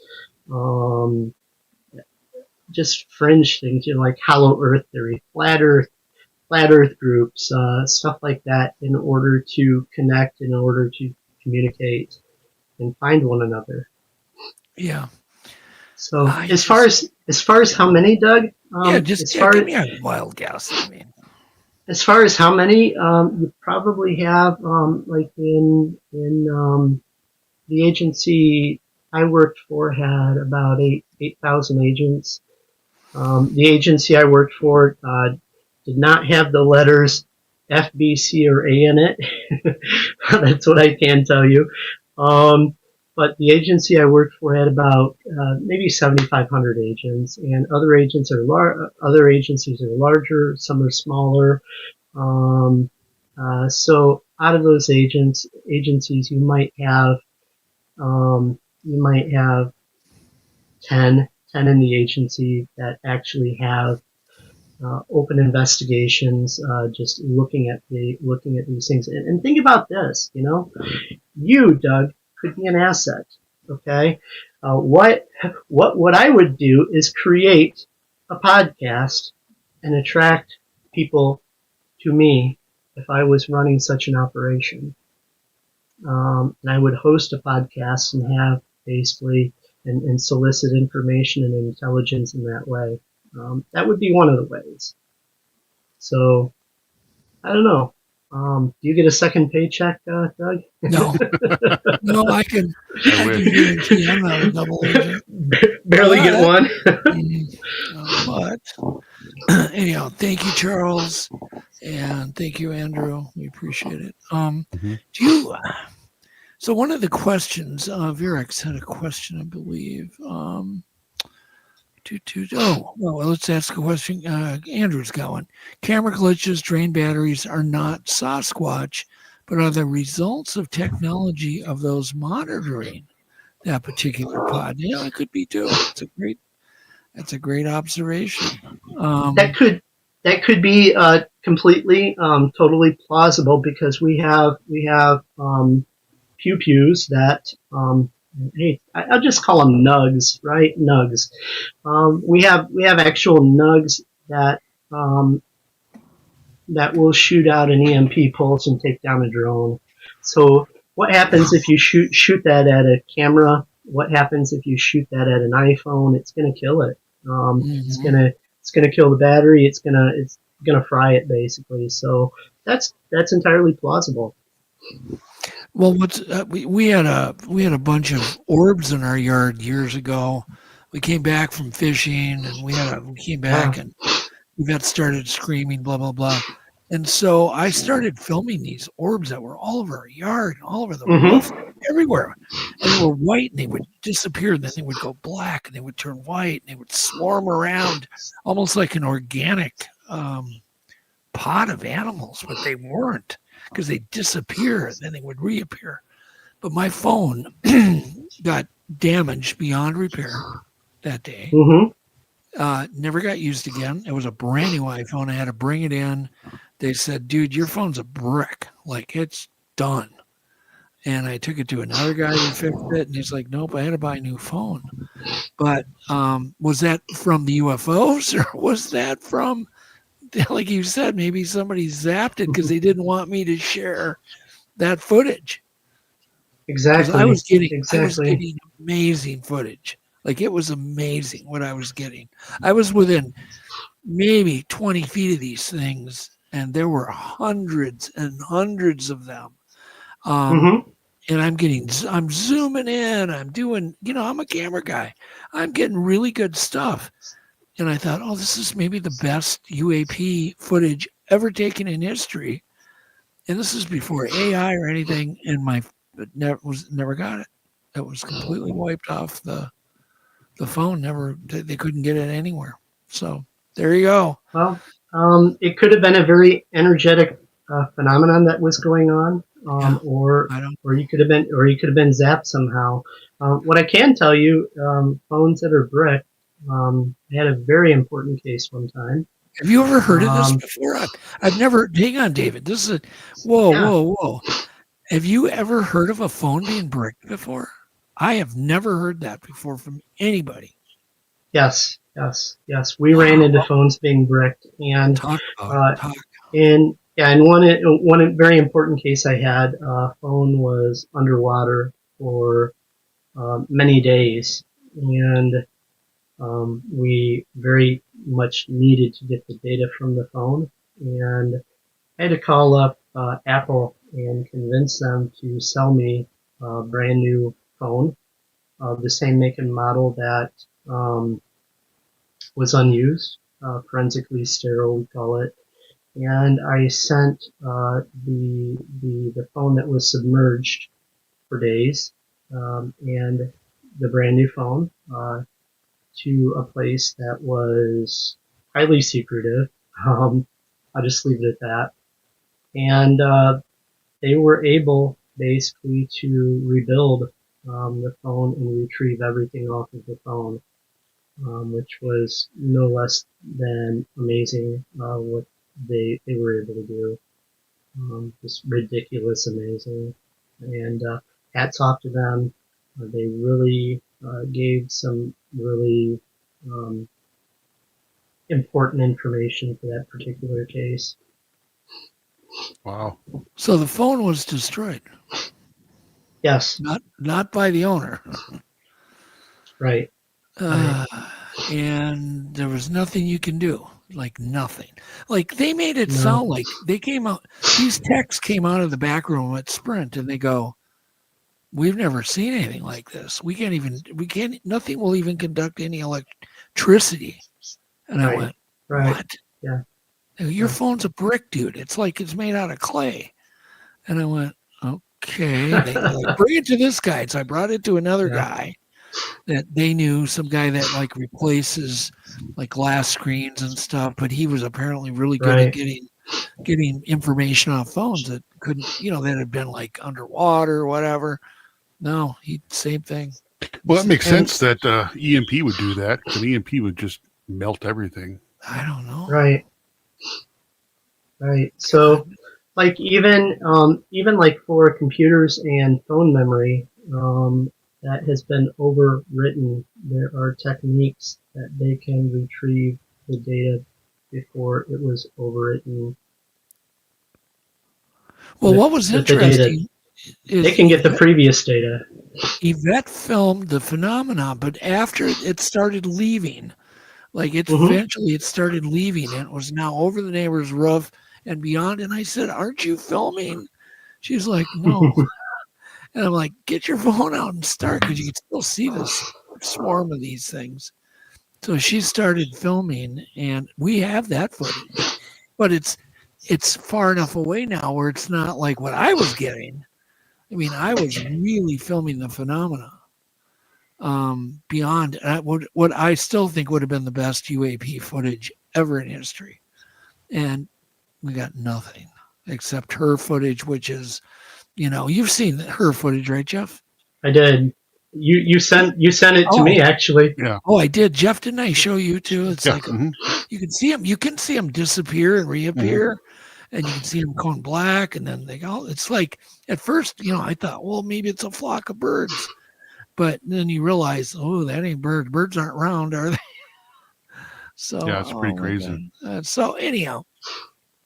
And then people, a couple of things. The Army and the military, they see Bigfoots. I know they do because I have some friends that are in the military that have seen these things. And wouldn't that alone bring this phenomena to the government's attention? Just the fact they're seen by officials in the military? Absolutely.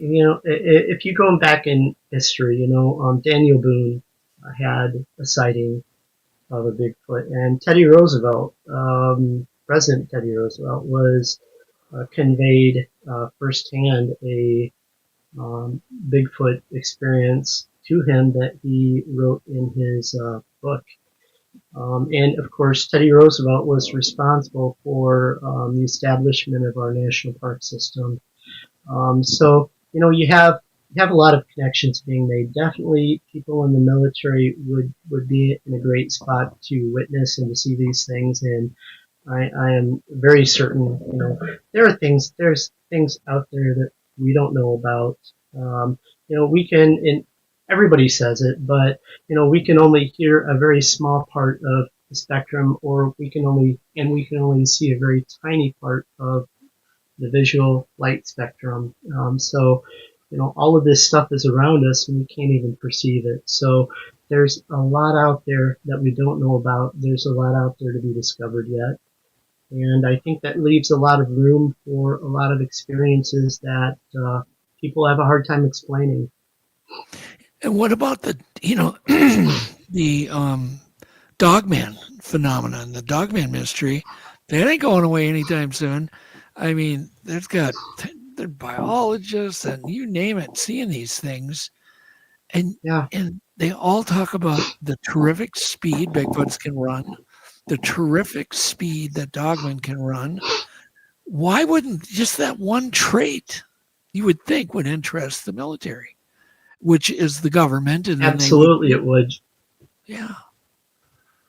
And because if they could find out how that's done, as well as like polar bear hair, and they looked even, I think, at geckos that have suction cups on their hands, and they made suction cups like that people can actually climb, like I think it's a gecko that they can like climb on a wall like a bug now, and basically reverse engineer biology found in nature for use in defense. And would they do that? Absolutely, they would do that, and do it as much as they could. Anything that would give them the upper hand over our adversaries. And what does somebody like you think, David, when you're getting these reports too of the speed that these creatures can run at, keep up with cars, run 50 miles an hour? People over and over report that to me. Just the speed. They never saw anything move that quick or that way or that smooth. I mean, what goes through your mind? Are you thinking supernatural? Are you thinking flesh and blood with some super abilities we're not aware of? What's going through your head? Yeah, first of all, I think biological before anything else. And what is supernatural other than a lot of times science that we just haven't discovered yet? Like at some point radio waves, or go back even farther, fire was seen as supernatural. So I think a lot of it, maybe our science just needs to catch up and make the discoveries to figure out how it's possible. Yeah, I mean, everything does seem like if, back in the 70s, we would have seen some of the crap we have now. We would have thought, oh my God, that's magical. Exactly. Do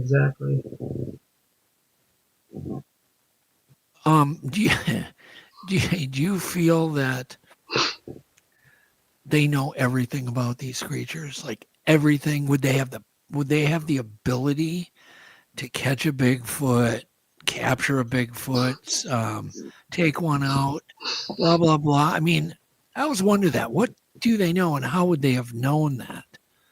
Would it be a capture? Do you think they're capable of capturing one where we're not? I think they have the ability to, but I think chances are they're trying to figure it out just like everyone else. There is this huge overstated perception that the government knows about everything and the government has a handle on everything. And I can tell you, a lot of it they make it up just as they go along. And do they really know about everything? Do they really have a handle on everything? Absolutely not. So they're probably trying to figure it out as well. And is it possible that, should these creatures exist, that they have killed or captured? Yeah, that's entirely possible. In order to study, in order to study its biology, and make that to use it to make defense items, or defense technology, I guess. Right. So we've got a question here. Do David, do the hominids have the ability to utilize dimensions? Is obviously one question that people have. And, people have reported it. I don't know. I have no answer to that. But if they did, wouldn't they just like, if there was like a ton of consistent reports and then they can read about it, listen to podcasts, wouldn't they go, okay, we have to figure that out? How are they doing that? Like, that would be technology they would want. Absolutely. As much as a UFO. And you were broken up a little bit. I understand you to have said that they were like, you're talking about the interdimensional aspect of that? Yeah, well, people report it. You would think that alone would be motivation for the government to go, oh, this is consistently reported, this dimensional crap. That alone you would think would motivate them. Yeah, and in terms of UFOs, they had Project Blue Book for forever, and then when they closed Project Blue Book, they kept on researching it anyway. So when they've been doing so ever since is pretty obvious. So absolutely, and these agencies want these intelligence agencies, and places like DARPA.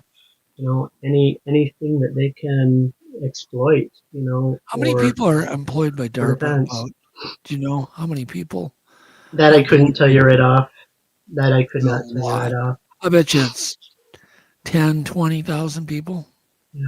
I can tell you what's even larger than DARPA are these defense contract companies that are shadow companies. That do defense things, and they've actually been given, again, all of this I'm talking about, nothing I'm speaking about is official knowledge. It's my own opinion, my own thoughts, my own whatever, but these shadow quasi agencies, right, defense contract agencies, have been given classified technology that becomes proprietary for them, and that they can develop into defense goods. And it does happen, but I think that number for the private defense contract companies is much larger than any agency, intelligence agency out there that's doing it, or DARPA. Wow.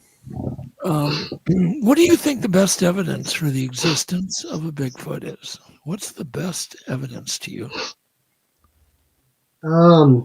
Yeah. Best evidence, in order to prove these things are real, ultimately we're going to need a body, and if you report it to law enforcement, then the higher ups show up, and the feds show up, and then they off goes the body or whatever, and it's never seen again. And that's kind of been the course, even the giant skeletons back in the 1800s in Cincinnati, Southern Ohio, Illinois, Indiana, Missouri. Ultimately, the Smithsonian showed up and took them all, and they're lost. They're gone. And, we don't know where they went to. We have no record of them. And in that way, I think a lot, the same thing has probably happened.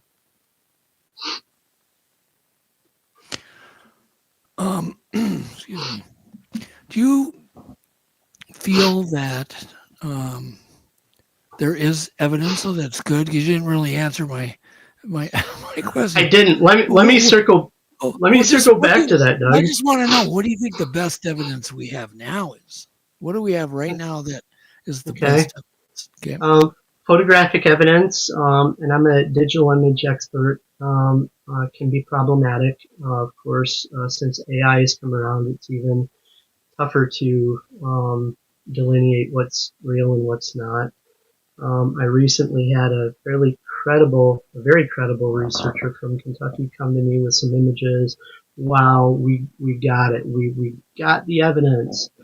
And I basically did an analysis of it like I would digital images at work. And I came to the conclusion that they were images, still images from a movie that was cleverly slightly modified by AI and inserted into what were like trail cam pictures. So in that case, I debunked it. So it's getting tougher with I just saw some technologies. of those today. Some of that. Yeah, where Yeah. they make it look like trail cam footage.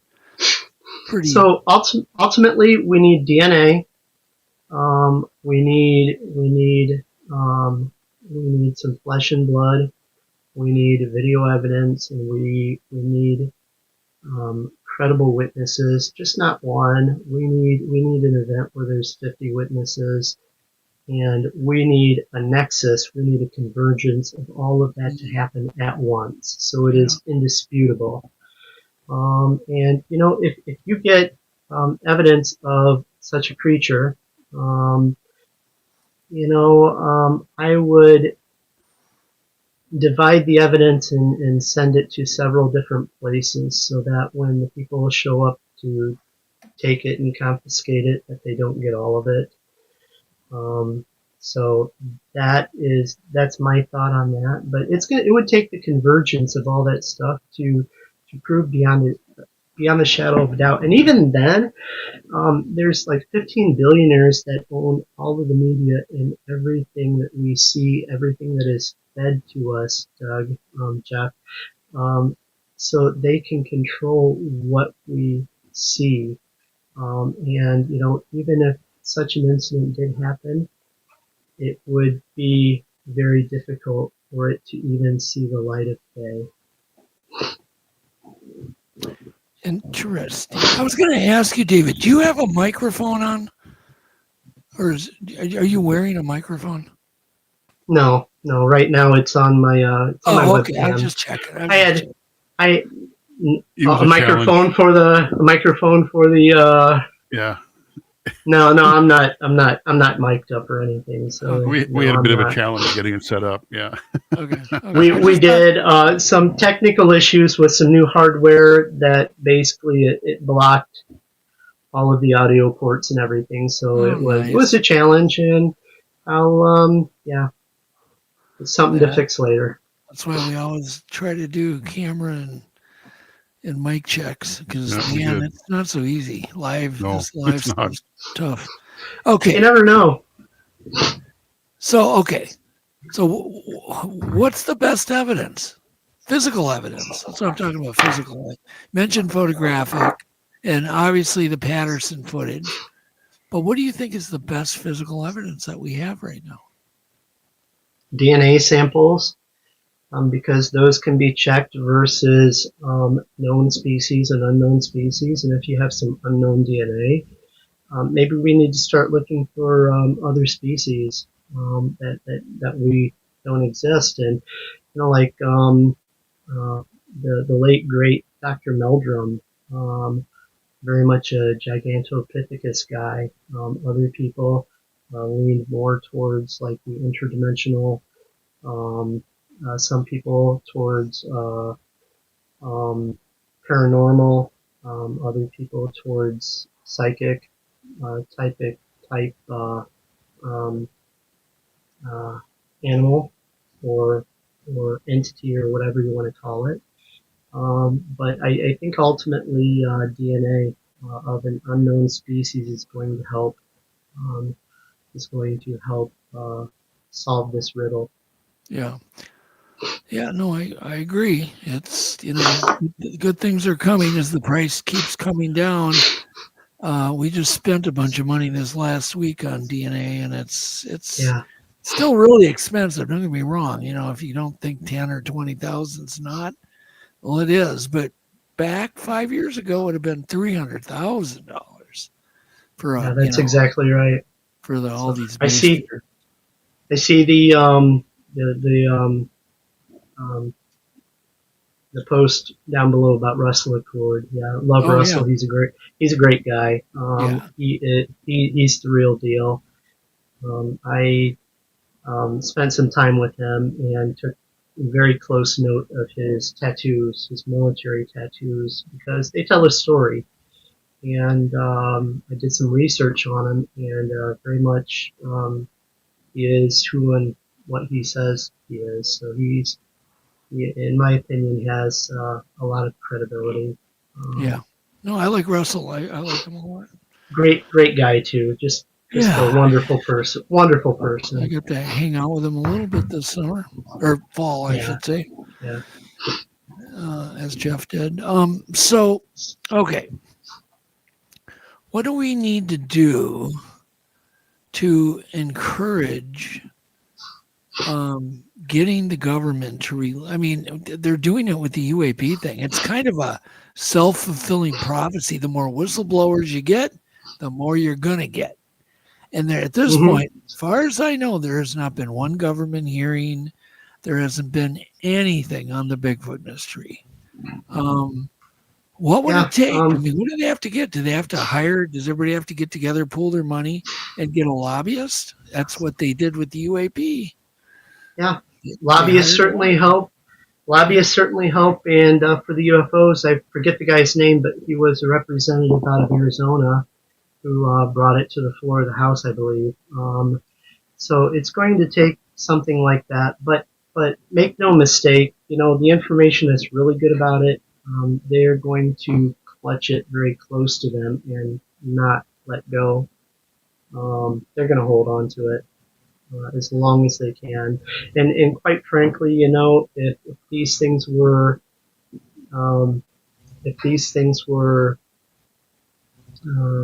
if the government tomorrow said they do exist, and by the way, they're in the national park system, they're in all of the national parks, and we established the national parks as a refuge for them, it would really upend our country and people's confidence in the government and people's confidence in being able to go these places and be safe. It would fundamentally change everything. So to a certain degree, they can't really admit it ever, I don't think. Okay. And Jim's got a question. Have you personally ever heard through the grapevine or whatever, indirectly, of a Bigfoot being taken by a government authority? Has that ever whispered out of the rumors? Personally, no. No. Okay. Yeah, there are things that rumors that do circulate in because you guys got to talk. I'm sure in the a lot of you agencies guys with clearances must talk to each other. Yeah, but here's the thing, okay? And I was told one time a rather fantastic story of something. I don't want to really point as to what it was, but I immediately thought, okay, it could be a test. In other words, test and see if you are a leak. Sure. So makes sense. they put out a story and then see who repeats it, and then they know if you talk or not. So when I heard this story, I kept my mouth shut and I didn't say anything. It ended up being confirmed about a year later with a researcher who brought it out to the media, but it was known before about a year and a half before it hit the media, and became known there. Wow. I had never really thought about that they would provide you guys a little rumor here and there to see if you spill the beans, tell your buddy. Right. Yeah, that makes a lot of sense. So to the degree that these rumors circulate, are they being circulated for that purpose, and are they false for that purpose, or are they true? And in the case of the one that I had heard, the rumor I had heard going around a year and a half later, it was a story in the press, and they did some researchers actually did some films on it, and in a big way. So I think that one in particular probably had some validity behind it. It's interesting. Lately I've been hearing more and more information coming out about some of these government whistleblowers that came forward that they're being attacked in their homes by orbs. Have you heard any of this? I mean, they've been on Tucker and they've been all these places saying, yeah, we've been seeing stuff in our homes. We don't feel safe. I have not heard anything like that at all. So in fact, one of these guys, I can't remember if it's Grush or one of these guys' sons got attacked in their home and had to go to the hospital. It's interesting. Orb in their home. It's like, what? So no, I haven't heard anything like that whatsoever. I don't doubt what you're saying, but I just don't have any information about that. Yeah, the hitchhiker effect. Right. And that seems to happen with some Bigfoot researchers too, where they go out on an expedition or they're out on their just nightly, whatever they do, and then they come home and there's some crap going on in their home. I've heard that too. Yeah. Yeah. A lot can be said as well, like negative spirit attachments, following you around as well. People that are into the paranormal stuff report that can happen, and it could be a real thing for sure. So yeah, I forget where I was going to go with that, but go ahead. I'm sorry. No, it's fine. Jeff, can we take just a really quick? Do you have another commercial you can run just real quick? Take a quick intermission. Sure, let me find one here. Yep, we'll just do a quick intermission and we'll be right back. Here we go. Born Wild, Coda's Odyssey is finally here from Hangar One Publishing. After a 16-year career in law enforcement, Brian King Sharp turned his passion into a hobby by starting a podcast. Unexpectedly, this hobby evolved into something much greater. By 2022, his Sasquatch Odyssey podcast had become one of the most popular shows in the realm of Sasquatch encounters. In the ancient forests of the Olympic Peninsula, young Sasquatch Coda faces a world on the brink of change. As his family fights to survive human encroachment and ancient threats, Coda must uncover what it means to belong and protect those he loves. Coda's Odyssey is a thrilling tale of courage, family, and the secrets hidden in the wild. Available now. Begin the journey today.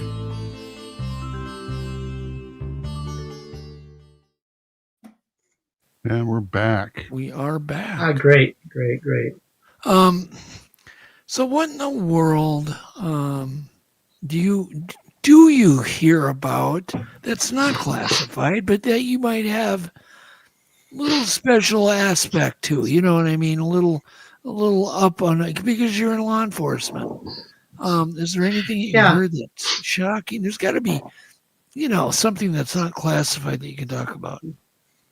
Yeah, there's always stuff in law enforcement that's shocking and that a lot of people in the public wouldn't believe. But I think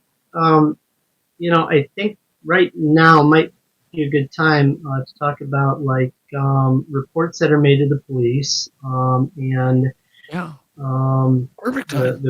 The reports that officers have to take regarding Bigfoot or other strange happenings, let's call it that. And then, people go and then get FOIA requests for this information, which is great, that can be had. But the FOIA information itself should not be seen as evidence or proof, because the information still needs to be validated. No matter how you get the report, from somebody calling up or messaging, a researcher or giving it to the government. All it means is that at some point they called a government agency and made a report with the government agency. It doesn't necessarily mean it's true. And to be quite honest with you,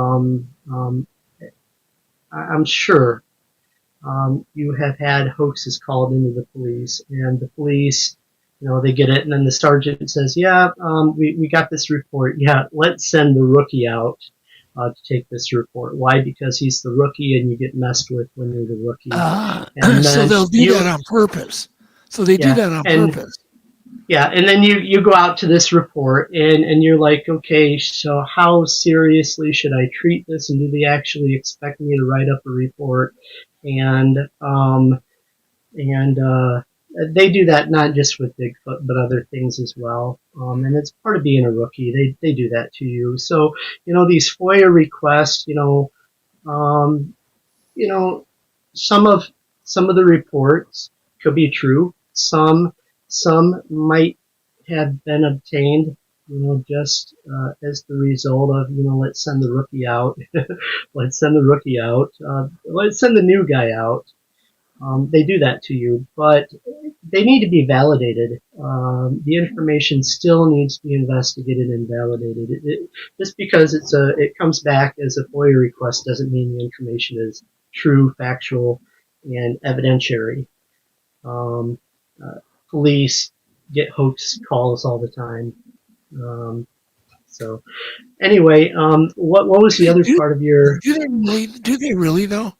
Does law enforcement get a lot of hoax calls? I've never asked anybody that question. Yeah, you do. You get false complaints. You get people with mental illnesses, right? That might totally believe what they saw or whatever happened. So going there, being the responding officer or the officer doing the report, taking the report, getting the information, you kind of have to assess, the person's mental faculty, their cognitive abilities, and then consider alternative explanations, and really just look at the whole picture. And even after that, there's some things that have happened out there that you just can't explain. Interesting. I never even thought about that because it kind of discredits the sighting or whatever if they send a rookie out.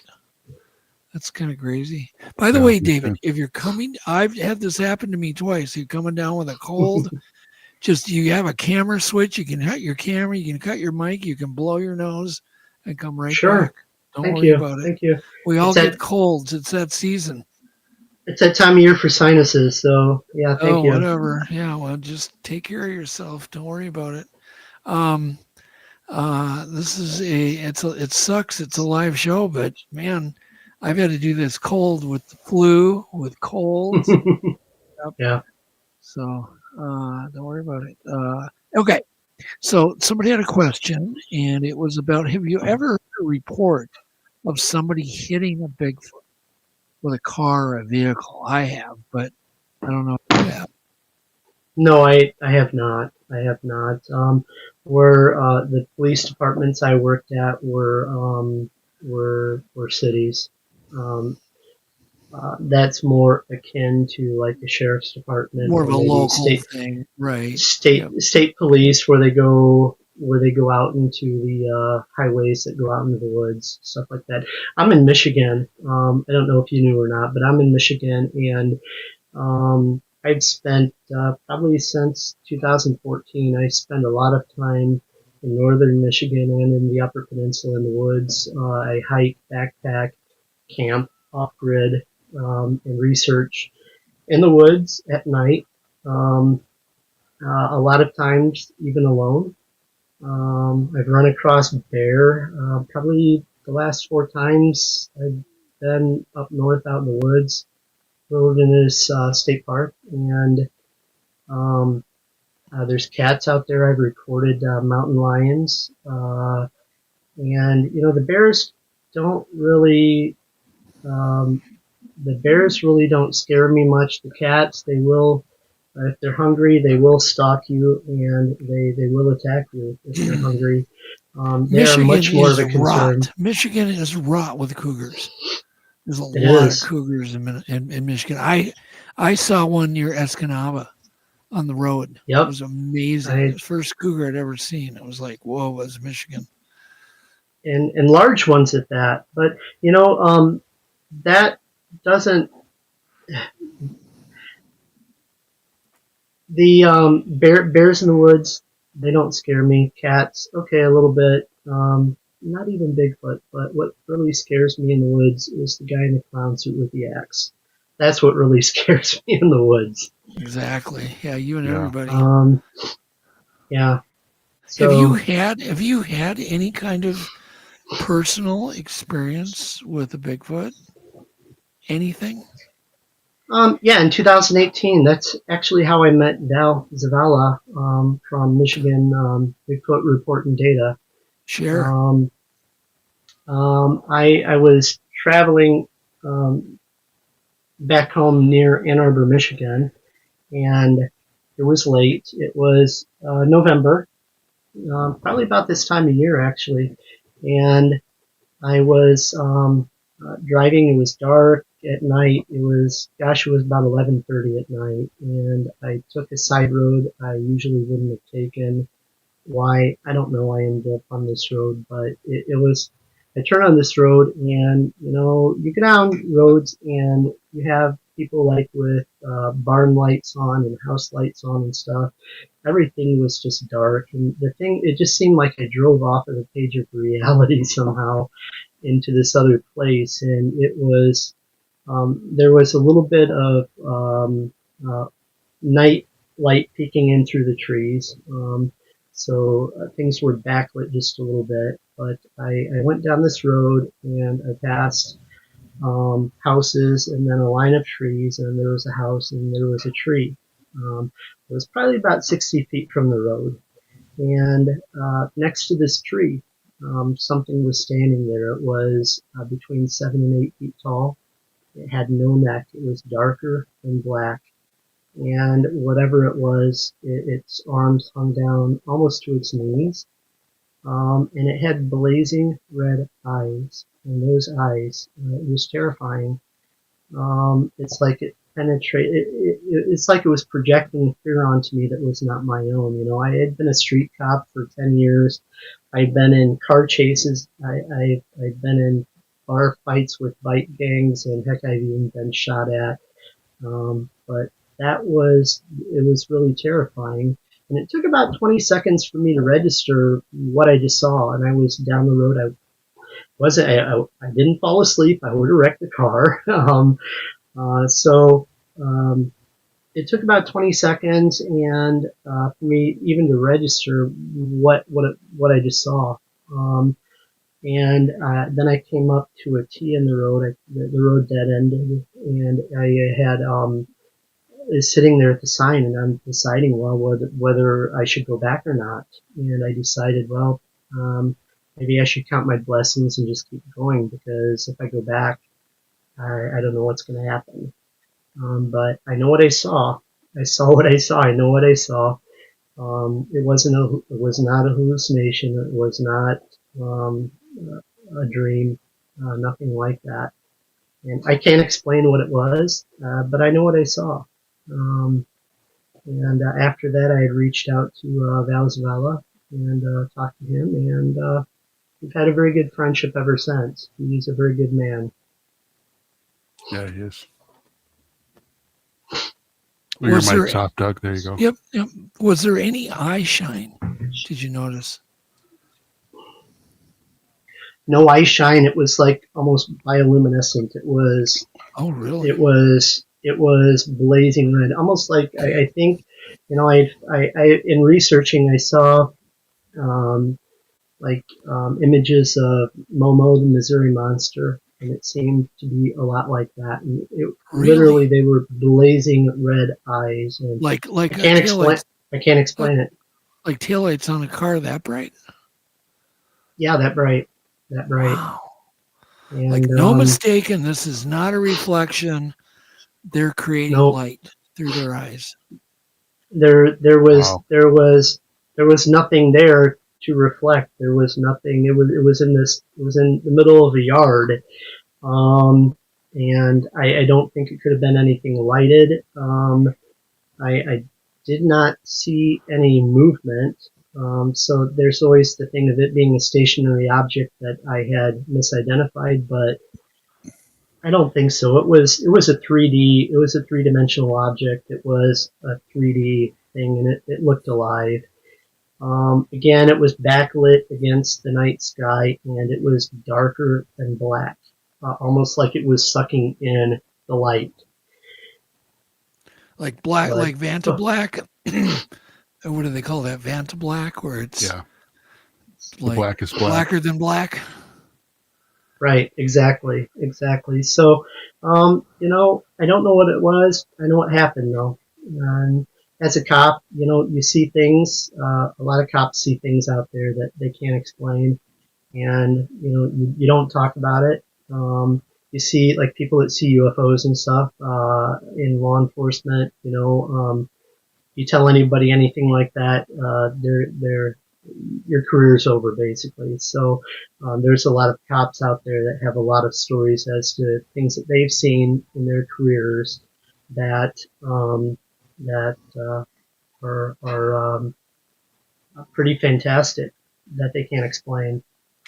So Jim Zachman asks, did it move at all? Was there any movement of this blob of black? I saw it for about 4.5 seconds, and during the time I saw it, I was moving, right? So Okay. the perspective changes. So Yeah, the parallax, if yeah. it was moving slightly, I would not have been able to tell it was moving because I was moving. But there wasn't any large movements or anything that I could tell. So, but I believe it to have been a real three-dimensional thing, whatever you call that. If you had to rate and put it in a percentage, do you think it was a Bigfoot? Like, that would be your high percentage of what it was, or do you think it could have been something else? I don't know. I thought about that for a long time and even researched it after that. And one thing that I did research was the Archangel Azrael.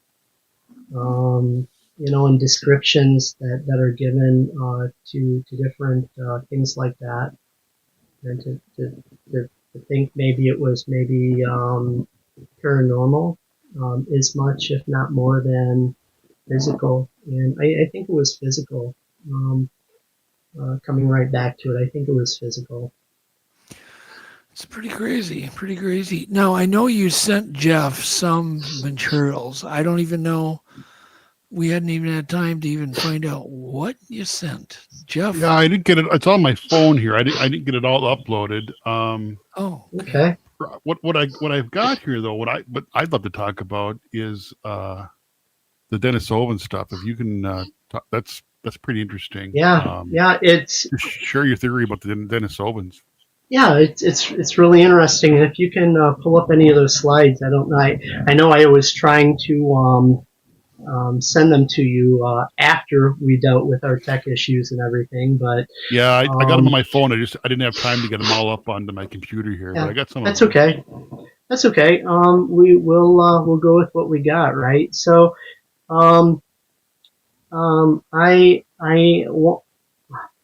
I've researched several things probably over the last 40 years. UFOs. I first learned about from the Roswell disclosure in 1978, Stanton Friedman, right? My dad told me about that, and it got me interested in it. I couldn't read enough about it. I got every book I could, and then I delved into like ancient civilizations from there.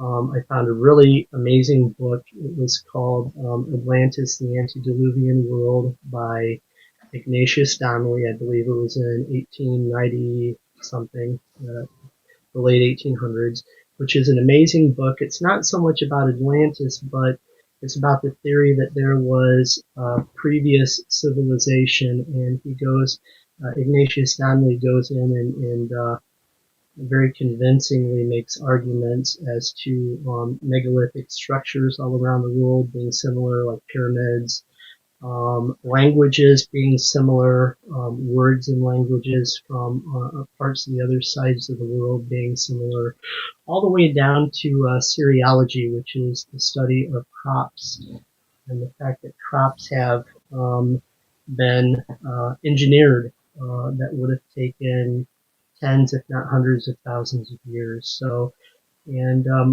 with that whole theory comes even recent scientific discoveries in Africa of Homo sapiens, like we exist, Homo sapiens sapiens, like we exist, that were pretty much as we are 320,000 years ago. So I really think the reason that we don't have hair, a lot of body hair anymore, the reason why we cannot digest food like from the wild anymore, like other animals like bears, dogs, whatever. We no longer have the enzymes in our stomachs. We no longer have the hair because we have been domesticated over at least 320,000 years, but probably at least double that. And there is much in our ancient history that we don't know about. So I really studied that a lot, and some things started to come together in regards to some of that. In 2008, they found in Denisova, Siberia, in a cave, they found a pinky bone from a infant girl, and it didn't match any DNA that they knew about. It was a new species. And they found a jawbone subsequently in Southeast Asia that matched the same DNA profile. And in China, they even found an entire skull of an unknown species that they called Denisovans because of the cave it was found in. And as you see up there now, you see on the left we are, and then on all the way to the right would be a Denisovan skull case, and their brain size was a lot larger than ours. They were a lot larger than us. They were approximately 7 to 8 feet in height. And to put this in perspective, an average Native American back then would have been about 5'2", making them true giants back in the day. And even the Bible says, there were giants in the earth in those days. And Native American tribes in all around the world, in our legends of giants, the Nephilim, they exist throughout the world, and they were destroyed in the flood. The Great Flood is what the Bible says. So, so I started looking at all of this, and a few things started to match up and to line up. And in America, there was 12,800 years ago, there was an event where they believe now that it was a comet strike. They called it the Younger Dryas Impact Theory, which has gained a lot of traction here in the last few years. And spearheading a lot of the research are people like Graham Hancock and then Randall Carlson. And I've read Graham Hancock for 20 years, at least 20 years. And he is so far, he's a journalist, but my gosh, the guy should have an honorary Ph.D. in anthropology or something. He's a good author. He can write good. Yeah, with the degree of research that he's conducted. But the theory is that there was an ancient comet 12,800 years ago that came across North America, and just like the comet that struck Jupiter in 1994, I think it was a Shoemaker-Levy comet, broke up into a number of pieces. And if the viewers are that old, you remember watching it on TV, each piece hitting. They believe that the same sort of thing happened with this comet 12,800 years ago, where pieces of it hit in places such as the middle of Lake Michigan, west of Ludington. They believe that a piece of the comet hit where Bay City, Michigan is now, creating the thumb of Michigan. And the main impact was in Greenland, and they recently found the crater for that. And many scientists are there now studying it. They found ejecta from the comet as far away as North Carolina. So this was a big event, and it would have caused a nuclear winter that lasted for years and years and years. And there's indication that it caused a climactic event that lasted 1,200 years. Now, before this, the Ice Age in America lasted 100,000 years. And we are in, right now, an interglacial period called the Holocene. But prior to this, some sweet spots where the climate would have supported the development of advanced civilizations occurred between 125,000 years ago and 74,000 years ago when Mount Toba erupted, and then again about 50,000 years ago would have been sweet spots for advanced civilizations to have risen. So we have a lot of evidence that the Denisovans were actually, they were in Russia, they spread to Southeast Asia, and there's a lot of evidence that the Denisovans actually made it to America. There's between 3 and 6% DNA in Native Americans. Have we, let me Denisovan DNA. Let me just briefly interrupt you. Have we found some of their skulls, or quite a few, in North America? To my knowledge, we have not found anything in North America. There is the mystery of the Lovelock Cave back in the 1800s.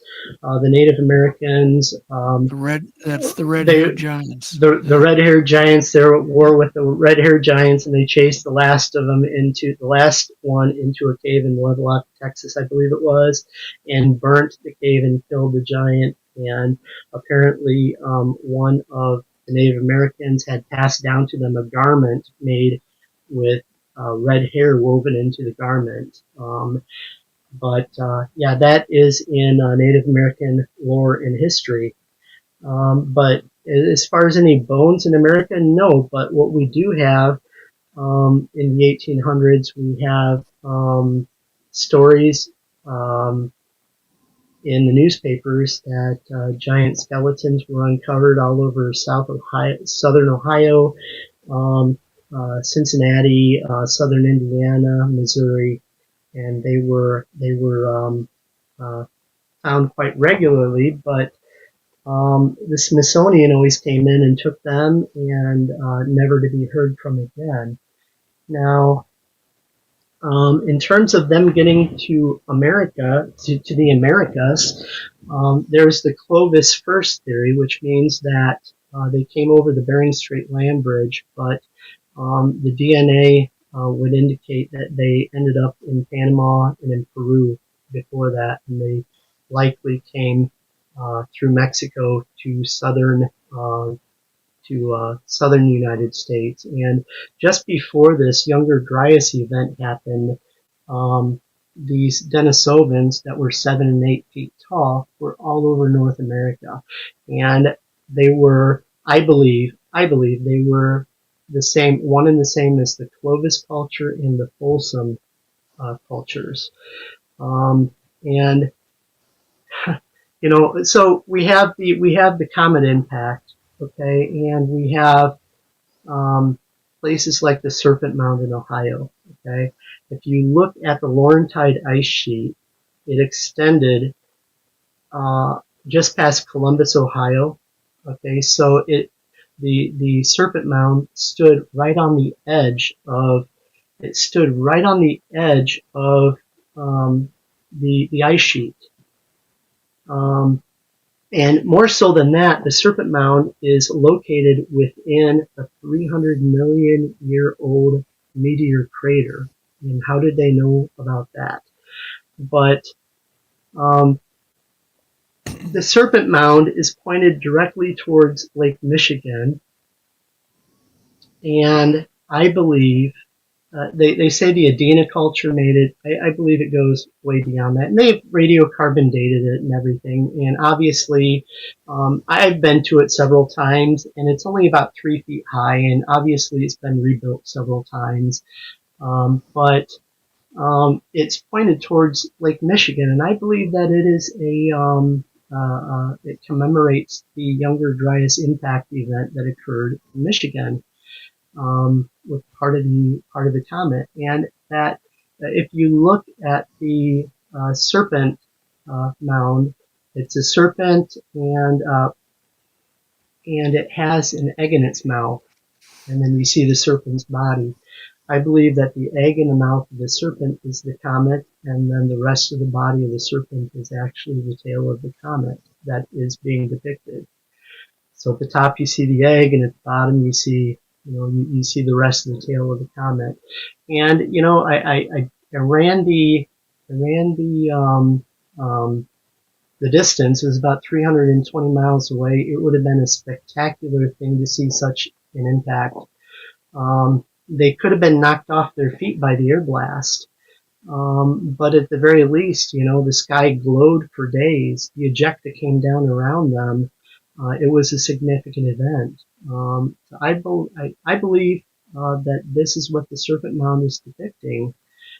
And again, just right at the edge of the ice sheet. And so the belief is what caused the major flood was that the ejecta caused major forest fires, and the ejecta superheated the ice sheet and caused it to begin melting uncontrollably.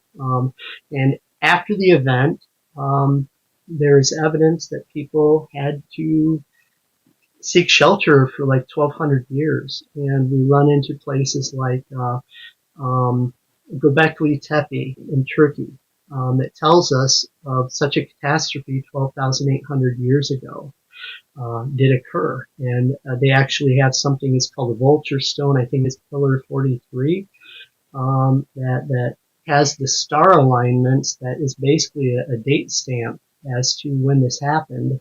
And then we have less than 100 miles away a place called Derinkuyu, Turkey, which is an underground city that can hold perhaps 10,000 people. And they have places for stables, for animals. They have wells. They even were able to get oil from the ground and light up the place with it. Air shafts, everything. And just not in Derinkuyu, Turkey, but all over the world. Southeast Asia. There's one in Vietnam, Taiwan, China, France. There's one in Italy, Sicily, and other places, Peru. And according to Native American legend, Hopi Indians, America's Southwest, we're in our fourth world now, and the previous world was destroyed by a flood, and they were taken underground by what they called the ant people. Oh, there we go. The famous handbag. Yes, and they were taken underground by who they called the ant people to survive the cataclysm, and they emerged into this world from the previous cataclysm from the confluence of Colorado River in the Grand Canyon.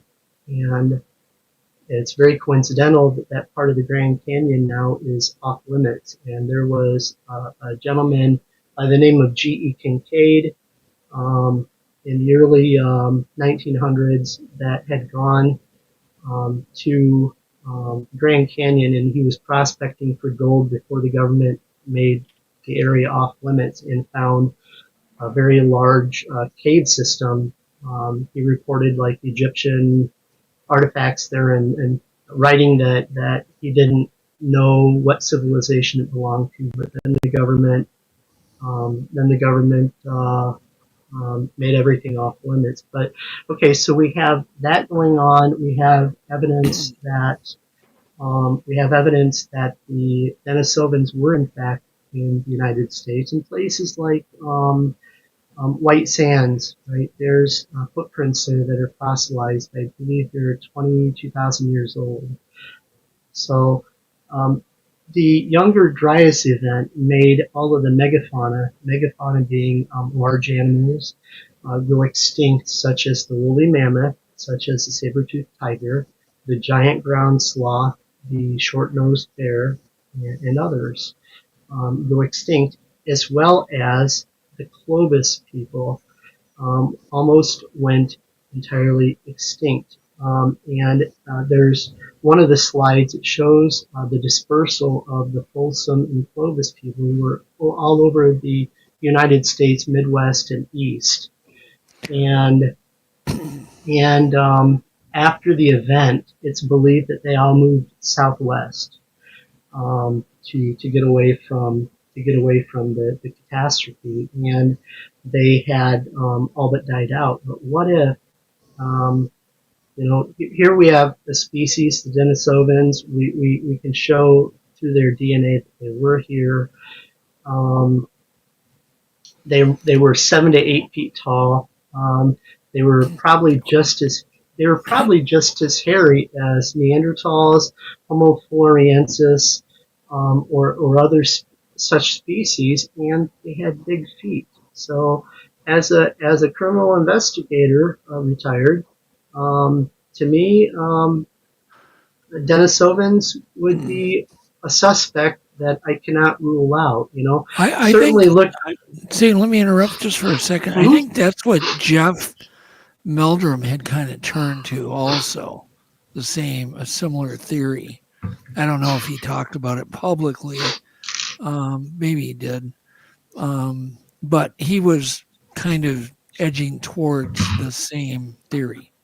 Yeah, and Jeff and Dr. Meldrum, I don't want to call him Jeff because he's Dr. Meldrum, and he earned that doctorate, and he certainly was one of a kind and irreplaceable. But we had spoken about just that more than once actually, and so here we have a prime suspect. So Gigantopithecus versus Denisovan or another as yet unknown species that even more accurately fits the bill.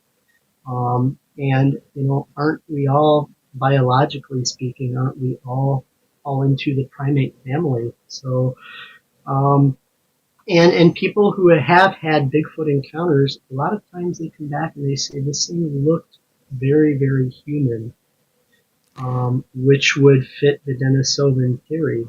Okay, the Denisovans, were they kind of proven to be that tall? Or is it controversy? Like, there's a big controversy about Giganto. Was it upright? Did it walk on all fours? Right. Is there any controversies that surround these creatures? Or these human species? They know that the Denisovans walked upright. For sure. And they have teeth. They have a jawbone, and the teeth. There's a picture somewhere there, Jeff. If you could put it up, would be amazing. There's a teeth. Their teeth are about twice the size as our teeth. The jawbone, the skulls, everything is much larger. And if you extrapolate their size compared to our size, they probably went 7 or 8 feet. Would be a very good educated guess. So, and, one of our viewers in chat, I can't read it because my eyes are so crappy, but it's Amy had mentioned that they had inherited a gene that allowed them to also deal with high altitudes, which is really interesting because I always talk about these things being made so well, their gait to be able to walk up mountains. Like it's Exactly. made for it. She's exactly right. And they found this gene in the native population in the Himalayas and also in Peru on the Alto Plano, where like Pumapunku is, and these other places where because of this gene, people can Holy tolerate crap. these Look at that. these. Hang on, just hang on. Yeah. Look at the molar there. That's where, I mean, that's massive compared to the human molar. They were a lot bigger than us. You think? I didn't have any idea. I've never seen a tooth comparison. And That's here's really amazing, David. Here's the skull case for us on the left and them on the right. Right. But That's a big difference. yeah, again, getting back to the altitude thing. People like in the Himalayan, the natives in Himalaya, and also the native culture in Peru that lives by Lake Titicaca. They have the gene and they can tolerate very well the high altitudes. So she's absolutely right. That's correct, and a very good point made. Thank you. That's kind of amazing. I did not know they were that big, though. I mean, even the skull doesn't do it, but when you see the tooth, that's like, okay, I get it now. Made my light bulbs go off. The tooth did it for me. Get really good.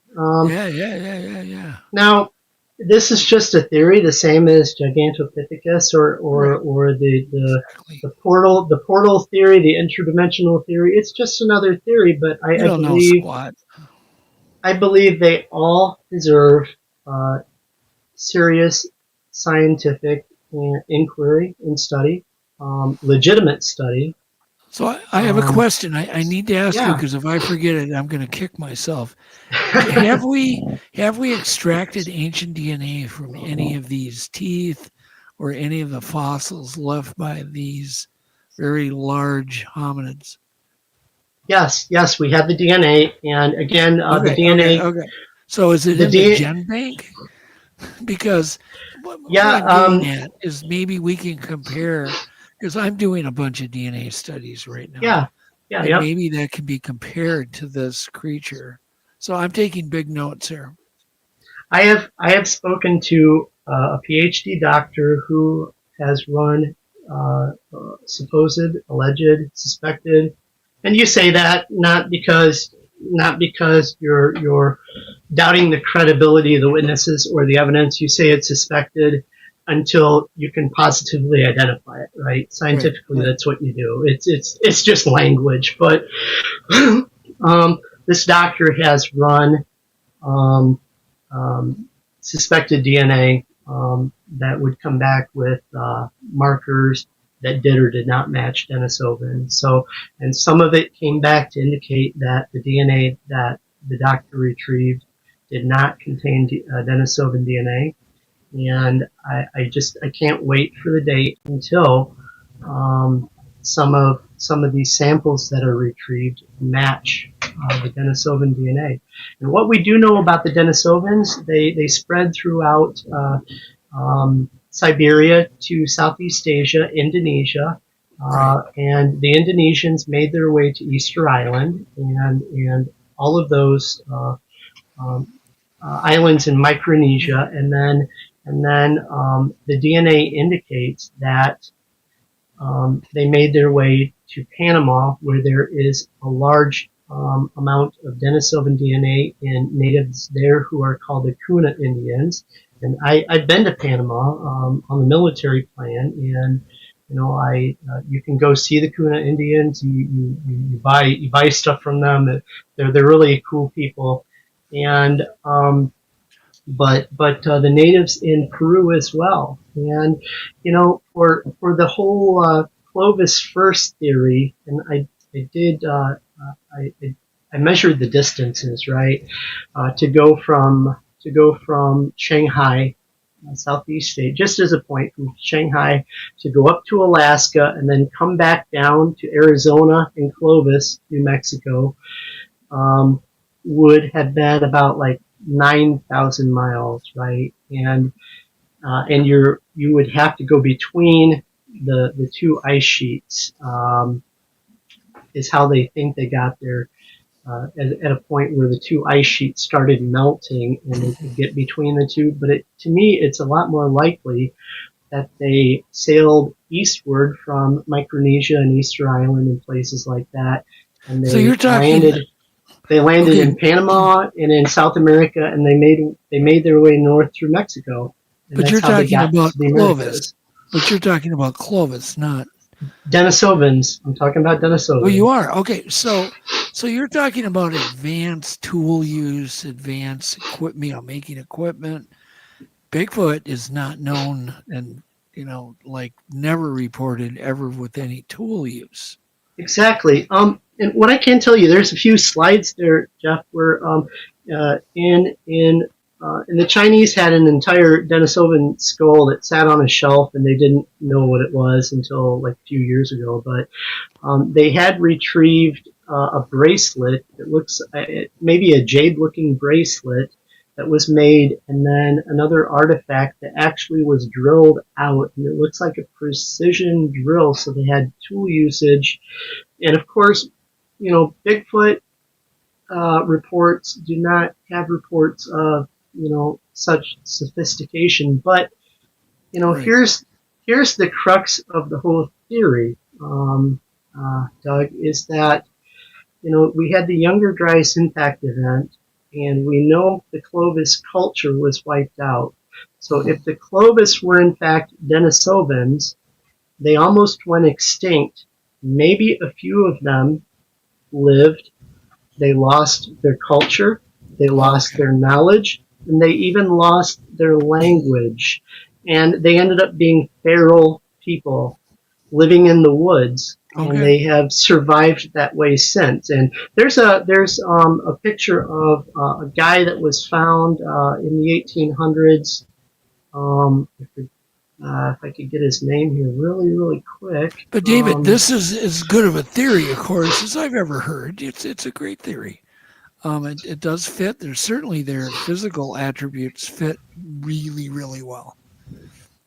It's just that, we don't hear about Bigfoot being advanced and using tools. Although Ray Harwood claims that he's found some pretty interesting things in the forest of showing some kind of tool use. Yeah, so there's the bracelet that was found with the Denisovan remains, and there's another picture there as well, Jeff, right next to it. That one right there. That's super advanced. Where this wasn't made with sticks. So there was a guy in the late 1800s. His name was Dina Sanachar, and he was a feral child rescued. He didn't live to be too long, but he helped inspire the movie and the book, Jungle Book. It was a real person, and he was a feral person who couldn't speak, and he had a hard time adjusting to living in the civilization. And my suggestion is the catastrophe that happened 12,800 years ago, the people that did survive, they had to go underground and live for 1,200 years, but the Clovis culture, which could have been the Denisovans, they could have lost their culture, they could have lost all knowledge, they could have even lost their language, and it could have been like just pockets of feral Denisovans trying to exist that has evolved into what we know now as Bigfoot. Jeff, hang on one second, David. Jeff, can you look up a Denisovan reconstruction? Sure. With the hair and the whatever, all the skin, all of the attributes, so we can put one of those up. That might be really cool, right, David? And I have a slide Do you have like one that. of those? And the thing is, with that, Doug, they don't know how much hair they really had. They can only guess as to Right. how hairy they were. It would And be cool you know, to they're see thinking, the bone structure of the face. It would be, yeah. be enlightening. We can only guess that they had at least as much hair as the Neanderthals and the and Homo floresiensis. Well, even if which they had as is much hair, quite a bit of hair. Even if they had as much hair as some of the people I see at Walmart, we'll be good.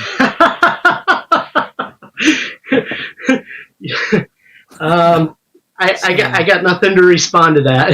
I got nothing to respond to that. I go there, you know, whatever.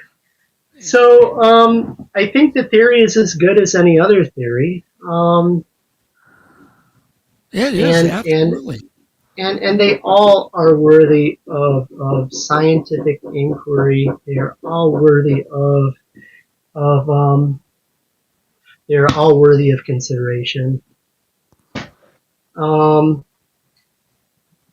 the thing is, the scientific establishment, academia, like Jane Goodall, Dr. Jane Goodall, we lost her this year. She was amazing. Yeah, They made him male. very. I don't know if that's a really good one. That's like that's kind of the best I could find. They gave it Asian looks and bald head. It's perfect. I don't know. Male pattern baldness going on there. Yeah, but, exactly. Exactly. And you know, it could have happened to them, but you know, if you have more hair, you're gonna have more hair to lose, I guess, right? But it is interesting, the wide set eyes, because that has been reported a lot. Yes. In Bigfoot sightings, the wide set eyes. Super interesting, Jeff. And that's the best you could do, huh? Yeah. Sorry, I'm looking. No, it's okay. It's better than nothing. You'll find something good. You'll find something good. I'm still looking. Yeah, right after we go off the air, you'll find it. Yeah. So what I was saying in terms of scientists and academia, you know, they depend on grants, of course, and what would happen to our society, religious beliefs? What would happen with whatever if it were revealed that, you know, there was a super advanced civilization 50,000 years ago or 125,000 years ago, and there's a temple in India. They have you know, stories in the Mahabharata. They have stories of giants. They have stories of technology, the manas that flew in the sky. But in one of their temples, they have the carving of a mastodon that has 4 tusks, and they are known to have gone extinct 44,000 years ago. So that temple is that carving is at least 44,000 years old for somebody to have seen it, to have sculpted it. And like that, okay, in Lake Michigan, they have what they call the Stonehenge of Lake Michigan. Before the ice sheet melted and filled in the Great Lakes, all the Great Lakes were, all of the Great Lakes were ponds by comparison, and they had like drive lines of rocks where supposedly they were hunting bison, buffalo, I believe, and funneling them into a kill zone as a hunting technique. But on one of the rocks that's underwater in Lake Michigan, I believe it's west of Ludington again, the same kind of area where the comet would have landed. Coincidentally, maybe not so coincidentally, is a picture of a mastodon on a rock underwater under Lake Michigan. There it is. And over in Lake Huron, there were some fishermen that they had nets out, and they brought the nets in. They found these strange pieces of black glass-looking material, and they took it and had it checked out, and it was found to be obsidian, used to make weapons. Yeah, that's some wicked stuff, man. So there's no obsidian in the Great Lakes area. You know where they found that the obsidian came from? Oregon, the state of Oregon. Wow. So the Denisovans, or the Clovis, whoever they were, they had a culture that spanned the entire continent, that they could get obsidian to make weapons that ended up in the Great Lakes. Now, the nearest obsidian in North America, I believe, is in southern Mexico or like Belize. I know Belize has got a bunch of obsidian. Yeah. Oregon. Does that? It does. That has State obsidian. of the obsidian from Lake Huron came back as a match coming from Oregon. There's a slide there that shows the obsidian pieces Arizona. and everything. Okay. So yeah, there was a heck of a lot going on in But there America. isn't any around Michigan. There's no obsidian. No, without a doubt. The Great Lakes, yeah. I've hiked the Great Lakes areas for years, at least 25, 30 years, and I studied geology. I took one winter and I studied the geology of the Great Lakes, and I can tell you, obsidian is not native to Michigan or the Great Lakes area. Nope, sure isn't. Now, although it comes from volcanoes, and on the west side of Lake Superior, about 500 million years ago, I think there was a volcano on the west side of Lake Superior, but no obsidian is found in the Great Lakes region. Have you ever touched that crap? Oh, it's razor sharp. Oh, it's obsidian. insane. It is. You just come near it and you get cut. Yeah, you could do surgery. Look at it. Look at it. Yeah. Exactly. Yeah, it's crazy. Absolutely. Yeah, I handled some in Belize and I did cut my finger on it. Yeah, it's razor sharp. Excuse me. 1 second. Yeah, no problem. Can you pause me for a second? Sure. Yep. There we go. I just know that that tooth, that molar, that made my light bulbs go off for some reason. Sure, let me pull it up again. What did I do? It's just funny how certain things will really make your light bulb go off, and that tooth did it. Yeah, what did I do with that? Yeah, I got. No, it's fine. I mean, yeah, you can see it was easily twice as big as a human, easily, in mass and everything. Well, just this picture here says a lot. But that doesn't do my light bulbs. Oh, because here's skull. why. We have a lot of big humans, and that just doesn't, that could be a young woman, the first skull, and the next one could be a, big guy like Michael Jordan or somebody. You know what I mean? It just doesn't ring my light bulb. But the other one did. There, that one. Yeah, that's the one. I was like, holy crap, you could put 3 of those teeth in. Yeah, that's a big tooth. molar. Oh, it looks like he's back. There he is. You bring up a great point, Doug. Okay, and that is the 3 samples that we have. We have a jawbone, we have an entire skull from China, and we have the pinky bone from an infant child, Denisovan, from Denisova Cave in Siberia. And do these bones represent? Do they represent the median size of the species? Here and what kind of supports that is that they're found in different locations, one in Indonesia, one in China, one in Siberia, Russia. So the samples are spread out, which would lend to credibility to the theory that they were all this big, and maybe even perhaps bigger.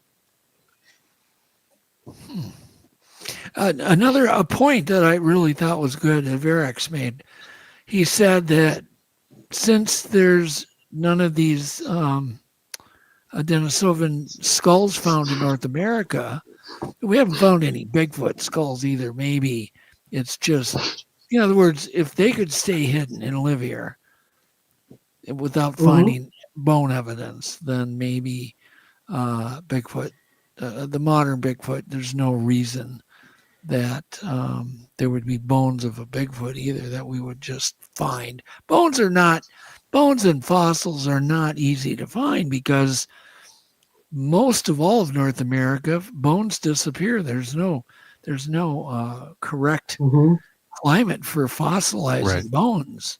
It takes some very special, rare circumstances where a bone can be preserved. Yeah. Otherwise, the porcupines and the mice and the rats and everything else chews it away. It's gone. Plus, and then whatever else soil's gets hidden, acidic. it just gets buried in a forest somewhere. Yeah.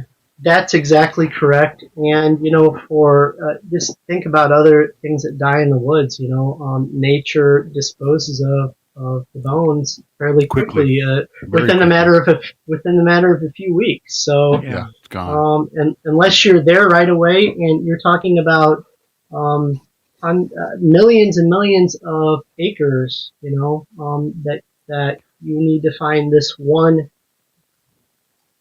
8 foot by 8 foot area.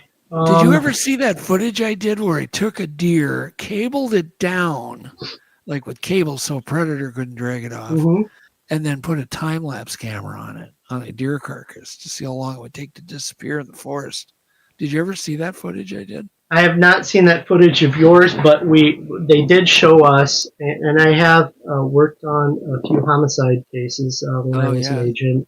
And part of the training, general training, even for investigators, they teach you things about what the body does in terms of decomposition and how long it takes for bodies to decompose under certain circumstances. And they have a place, I forget what state it's in. It's called the Body Farm, right? Yep. And you can actually donate your body to go to the Body Farm, and they test different ways how long Jeff signed up. I'm not gonna. How long decomposition actually takes under certain circumstances. So I have not seen your video. I look forward to seeing it, and I'm sure it's just very much in line with. You just go to MonsterQuest and look. I'm trying to think which one it was. I'll send you a link, but it's in one of the MonsterQuest episodes. I got Bigfoot. I got to tell you, Doug. MonsterQuest was like one of my favorite cryptid shows ever. I think it was well done beyond anything at the time, or in my opinion, anything since. So you did. It was an amazing show. And I really. I put together a hell of a team. Let me tell you, we did it was cool. It was cool. Yeah, it really was a great show. I agree 100%. Yeah. Thank you.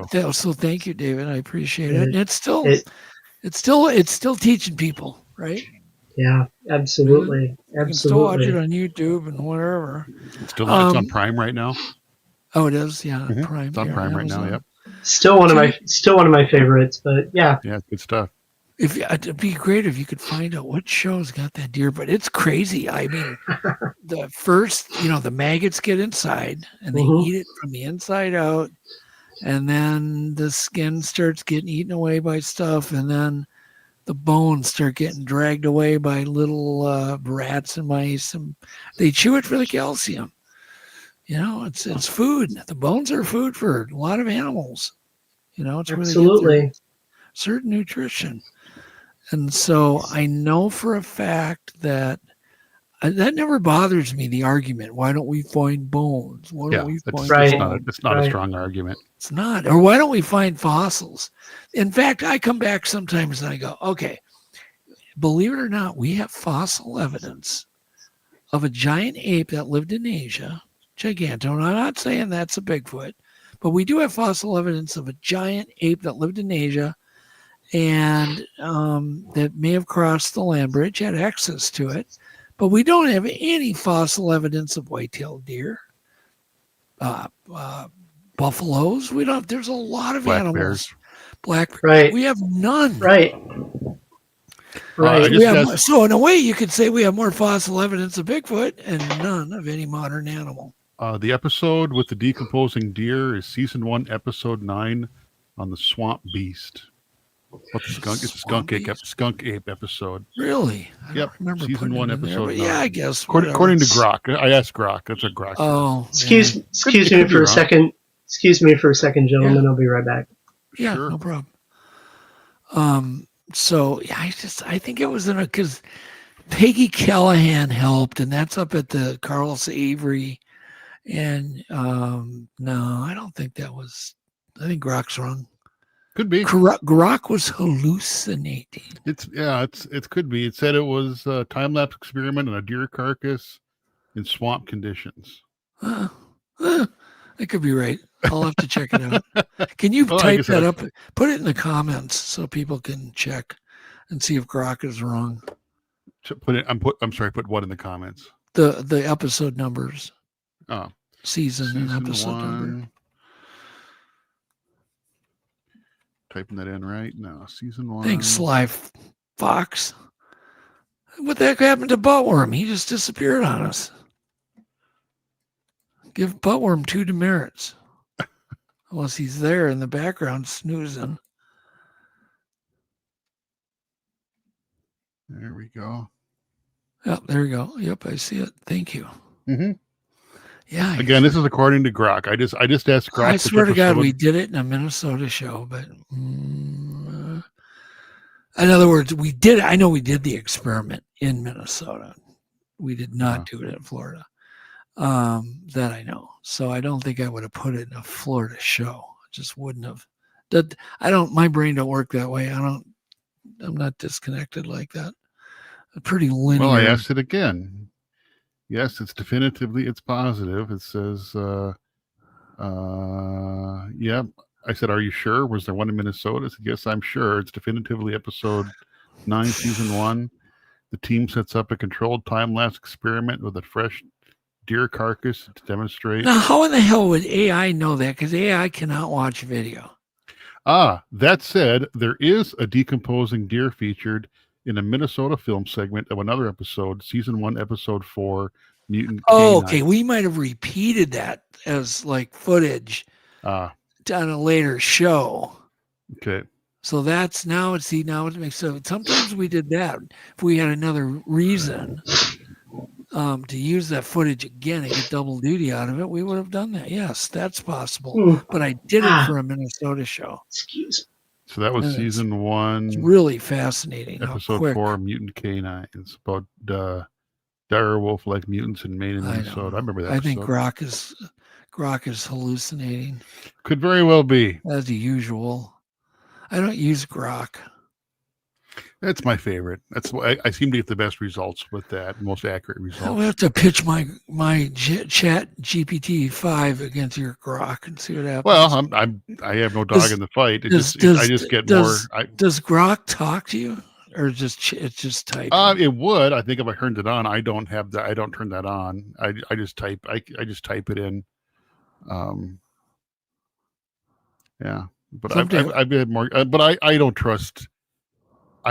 You can't trust any AI that it's going to spit out verbatim truth. They just don't. They're based off of web articles, and they're only as accurate as as internet articles. That's true. All right. Back a little bit of a glitch here. So hopefully, I like it. It looks like you're about to be eaten. It does. So, yeah, we'll just go with that for right now. But it's a creature. There is something going on, that's for sure. So, it's all right. I think it's the Gov. I think it's the Gov trying to shut me down here or something, guys. Yeah, it could be. Anyhow, we're gonna wrap it up. We gotta go. It's 10 o'clock. Yeah. And I want to thank you. Everybody said it was a really fascinating show. Great conversation. Yep. And conversation. Obviously, your junk. I was sorry I was taking you all sorts of places, but it's the way I am. That's okay. You bled an admirable amount of information out of me. So that you did. So thanks, I think you've invented something new back behind you. I don't know. David, warning, you have a portal opening up behind you. I've got some Bigfoot's coming to get me out of the portal, right? They're going to grab me and boom, I'm going to be gone. Well, thank you, Carl. By the way, Carl, you need to call me. Let's see here. What else we got? Let's go ahead and get rid of our untold wisdom of the week. Wisdom of the week. All right. Hang tight, everyone. Yep. Just hang tight, David. We'll be right back. Yeah, you bet.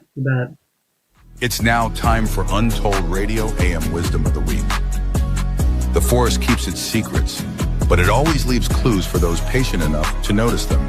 And let's not forget, it's better to ask an impossible question than accept an ordinary answer. Good night. We hope to see you all next week. If you like the show tonight, please consider giving us a thumbs up, leaving a nice comment, and most of all, subscribing and hitting the bell so you will be notified when a new episode is dropping. Also, please share this episode. Now back to Doug and Jeff for our wrap. All right. People are saying Dave needs to come back again. Yeah. So there you go. Sure. And Doug needs to come back. Here I am. There we go. And Carl says, Doug, I'm going to call you tomorrow. But people are saying, great to have you, David. Oh, it looks like we lost Dave's mic, it looks like. Oh, that's fine. He doesn't need to say anything. He can just wave good Just night. wave Here I goodbye, am. Dave. Oh, there we Here are. I am. So, yeah, anyway, I think in conclusion, there's a lot of things that the American public needs to know that they're not being told. I would love to tell you about stuff like that. Maybe next time, tell you about the secret space program or Apophis, the asteroid Apophis coming in 2029. Both of which the government is, in my opinion, not being forthright on. What about this 3-eye atlas? Is that anything you're following? I have, and the best. I think it would be amazing if we could get something like the James Webb Space Telescope fast enough to catch up to this thing and land on it, and just let it go for the next 100 years and get images of where it goes. That would be a really cool thing to do. The 3-eye atlas absolutely is proof that interstellar objects regularly pass through our solar system, and we've only recently gotten the ability to detect them. And obviously, it's happened much more. Yeah. And here's the thing with 3-eye atlas, they still don't know really how big it is. How good is our science, guys? Yeah, exactly. On that, we're going to depart. I love that last question. How good is our science? Not very good. We don't know crap about anything. So with that, good night, everybody. We'll be back with another great guest next Sunday. Yep. And to that, everybody take care. We love you all, and good night. Thank you, everyone. Good night. Thank you, guys. I appreciate it. Thanks, Thank you, Dave. David. Thank you. I call you up in the middle of the night, been bothered by dreams, ain't feeling alright. You give me comfort, say just give it some time. By the end of our talk, I'm feeling just fine. You and I will